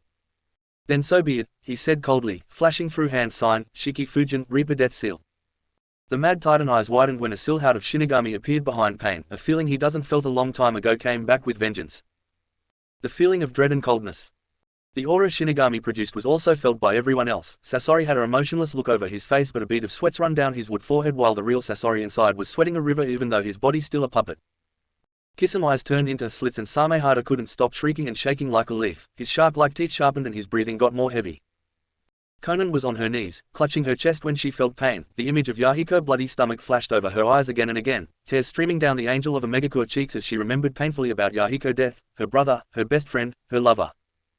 Even though Nagato was outside of Konoha gates, miles away, he could still feel the dread and fear swept over the field. The grass on the ground became dead, leaf fall from the trees and became dust. Naruto stood better than the others, already used to the aura that the Shinigami naturally produced. He flared out his own aura with Hestia blessing. Sasori suddenly saw the image of his parent, smiling at him as they said that they were proud of him to be the greatest puppet master in Suna even though he was a missing nin, telling him that they will always love him and apologies for leaving him with Chio. Sasori was all but in tears, shocked that his parent were watching him from God's nowhere. However, the outside of his comfort zone showed no emotion. Kisum was seeing his friend back, told him that he was forgiven for killing them. They knew that the only way to survive in the academy is by killing them, giving their goodbyes and tell him that they wait for him on the other side. Kisum sniffled and chuckled a bit when he saw his ragtag of friend bickered. He quickly wiped the tears from his eyes, didn't want to give anyone a chance to blackmail him, he too manly to cry. Unfortunate for him, Naruto saw it, smirking, thinking about all the chores he could get Kisum to do it for him. Conan was still crying, but this one out of happiness. She saw Yahiko smiling at her, confessed his love to her and saying he's sorry for being delayed to do that. She forgive him and he smiled, his smile turned a mischievous one, telling her that Naruto kid has his permission to date her and faded away while cackling like a madman. Her blush could put Tomato to shame. Nagato smiled fondly as he remembered about the good holiday that he, Yahiko and Conan share. His face stilled into determination as he clapped his hand together and summoned more chakra. "Why do you summon me, mortal?" the goddess of death asked, her raspy and grim voice sending shivers to everyone, Kronos included. "I've summoned you cause of the Titan presence in our Pantheon Shinigami-sama," Pain said respectfully even though his face showed no emotion. Shinigami briefly glanced at him before turning her attention to Frozen Rue, who was shocked to see her. Her eyes narrowed dangerously, her teeth bared and the tanto she was biting gave a chunk sound. "Kronos," she said in dangerous tone, as if the name itself was a venom, "I shouldn't have known that it was you causing chaos to our universe." She took her tanto slowly, "and for that you should be punished." "You bitch, how dare you? I am the king of the Titan, the one who has bested the gods. What makes you think you can defeat me?" he raged as he readied his scythe. The Shinigami smirked cruelly. "The difference between our universe is that mortal worship us more than yours. That why you can swallow your own child, you fool. Unlike yours, we still have the praises of mortal." The mad Titan snarled, his teeth bared and lava dripping out of the corner of his lip. He rushed forward, scythe in hand before he fall forward, face first. What? Stunned, he glanced at his chest and saw the rod was actually sucking his energy. Blood splattered on the ground. He saw some kind of hand rammed through his chest. He looked up and saw the owner of said hand was none other than the Shinigami. But before she could pull Kronos' soul out of the mortal body, the Titan energy left, his eyes now reduced into onyx eyes, the raven hair changed into a blue one, the crack on his arm disappeared though they leave some scar into them, his skin was burned due to Kronos' corrosive energy, he wore an Oto flak jacket, a black pants and shinobi sandal. The dead shinobi fall to the ground with a small thud. The Shinigami glanced at Pain. "Nagato Uzumaki, you have done a great work here. As a reward I won't take your life but be warned, next time you summon me, there will be no more chance like this anymore," she said firmly before disappeared into thin air. Silence reigned over the battlefield except the ongoing battle that was happening around them. "Well, come on, let's go," Naruto said as he motioned his head at the direction of the battle. The other nodded and was about to move before the emotion of rage and shock washed over them. "Ah!" Naruto cried out in pain when Madara appeared from the ground and sliced his right eyes with a kunai. "Looks like I'm missing the other eye, but oh well," he drawled in bored tone as he carelessly threw the bloody kunai. "Madara," Pain said, an edge in his tone. His rippled eyes narrowed slightly but it was obvious enough that the self-proclaimed god of shinobi furious at him. "You betrayed me, Nagato. You betrayed for what all we accomplished. You betrayed Yahiko for what he believed," Madara accusingly said, Mangekyo Sharingan spinning lazily. "Na Naruto." They turned their attention to the shocked fourth Hokage, who was happy and worried to see his child, mad when he saw the masked man who dared attack them when his wives just birthed their child. "Looks like this isn't my day. Oh well, I will see you soon, Naruto, and I will take possession the beast inside you." Madara's form became distorted and soon he disappeared from the scene. The whiskered teen fall to the ground due to the heavy bleeding and exhaustion. The last thing he saw was yellow, red, orange and raven. Chapter 27, A Happy Dream, A Nightmare Awakening. Kid. He was laying there, on the grassy field under a tree that was blinded by the annoying sun. Kid. His eyes half-lidded, his breathing in steady rhythm, arms laying on his side, as if he was about to sleep any second now. "Kid, wake up." Tui-chan. A small smile graced his lips. He lifted his head in lazily confusion manner, amusement shining in his eyes when he saw a toddler running up the hill toward where he was resting under the shade of huge tree. "Kid, wake up, it's not real." As soon as the distance of the two of them short, the toddler lunged herself at her daddy and landed on his chest. Naruto let out a small grunt as they fall. She has a beautiful crimson flame eyes that flickered here and there, her raven hair tied into a small ponytail that reached her back. She wore a small dress, a six-whisker stretch on each of her cheeks much like his. Her small hand made their way to his cheeks and pulled them, making a comical smile on his face. The little girl giggled, her laughter sounded like a beautiful music to his ear. He loved hearing her laughter, his heart swelled when he saw her smile. "Tu-chan," Ka-chan said, "dinner is ready." She giggled as she pulled her father's cheeks once more. He nodded as a small smile took a mischievous hint to it. The little girl saw it and instantly paled. She squealed when her father's arm wrapped around her small waist and stood up before spinning her around. He laughed as he heard his daughter terrified squeal. He let her down and snickered when he saw she was trying to intimidate him by glaring at him, which she failed cause it look adorable in his eyes. Her lips set into a pout while tears at the corner of her eyes. "Meanie," she whined before running toward the house. No doubt she gonna whine to her mother about it. He shook his head as he walked downhill in leisurely pace. He opened the door to his house and entered the kitchen where he heard giggles resonate through the house. He smiled when he saw his wife kneeling in front of the toddler who was tearfully glaring at the snickering blonde teen at the kitchen table. He shook his head and saw his wife standing in front of him with hand on her hips, a stern look on her face. She wasn't aging a bit, still looking beautiful as always, her raven hair that reached her waist, her crimson eyes that always make him feel love from him every day, her luscious red lips that almost make him want to kiss it. "Dear, I've been calling you for 30 minutes, I have to ask Mirai to get you. Are you doing your works again?" She asked sternly only for him to shrug nonchalantly. Her eyes softened somewhat before she sighed and pushed him gently to his seat. "Kid, wake the fuck up, all of this is not real." 2-chan, can you teach how to use your lightning jutsu please? I have a test tomorrow at the academy. The blonde teen has a blonde spiky hair that reached her shoulder blades. The blonde curtain framed her cheeks as her crimson eyes stared imploringly at her father. Her whisker was more thin than his. He just smiled and nodded his head. You know dear, I heard a interesting news about our daughter, Kurenai suddenly said, a mischievous grin on her face as she stared at her nervous and horrified daughter. What do you mean Ka-san? She nervously asked while twirling her hair. I've heard from Zoe that she saw you and that Saratobi boy together, holding hands, at the market district, cared to explain. Naruto's eyes flashed dangerously before turning to his daughter with a look that just screamed, explain. The girl frantically flailing her arm, trying to deny her mother claim, we were just shopping too san, nothing happened between us, she nervously chuckled, knowing full well how protective is her father toward her. He reluctantly glanced at her before staring at Kurenai Rie who was shaking her shapely butt seductively, much to his elder daughter Aya and Mire's confusion. Line break. He laid on the bed. After dinner was finished, he tucked his youngest daughter to bed before giving her a small kiss on her forehead. Much to her delight, he said goodnight to his eldest daughter before going to bed with Kurenai. Speaking of the she-devil, she was naked, as always, spooning against him, head laying on his chest, hearing his heartbeat in steady rhythm. Naruto, she said, her voice barely a whisper. He glanced at her, I've loved you, please don't leave me or our family again. After that war I've almost thought I lost you. I almost thought I was going to be a single mother. He could feel his chest getting wet cause of her tears. He buried his face onto her hair, smelling the shampoo she used. You don't have to do this Naruto, you have done enough, saving both worlds from being destroyed. I think you deserved a rest.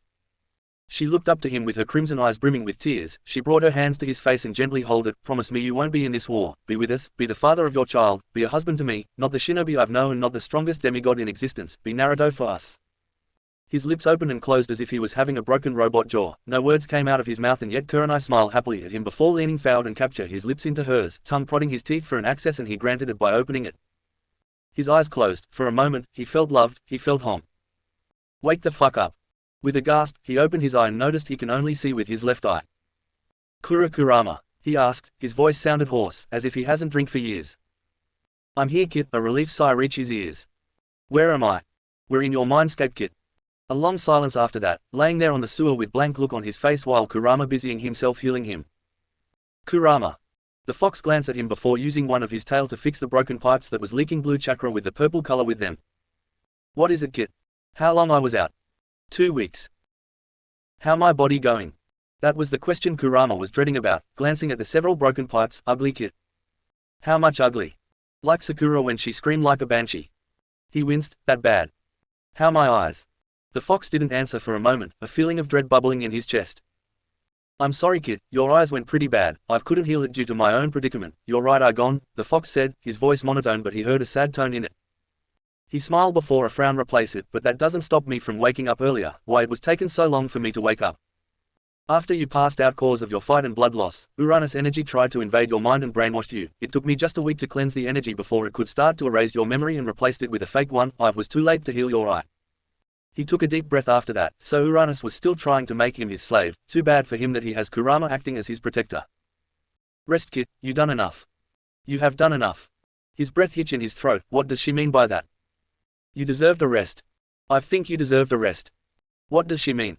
Saving both worlds from being destroyed. Him, saving the world. Promise me you won't be in this war. War. Chapter 28, the new edition. Naruto, normal speeches, A's, thought. Kaden, Jutsu Technique Demon Talking. Son of the Goddesses Chapter 28 The New Edition. With a groan, he opened his eyes and saw the second thing he most hate on his shit list, close to Kronos, is the white ceiling of hospital.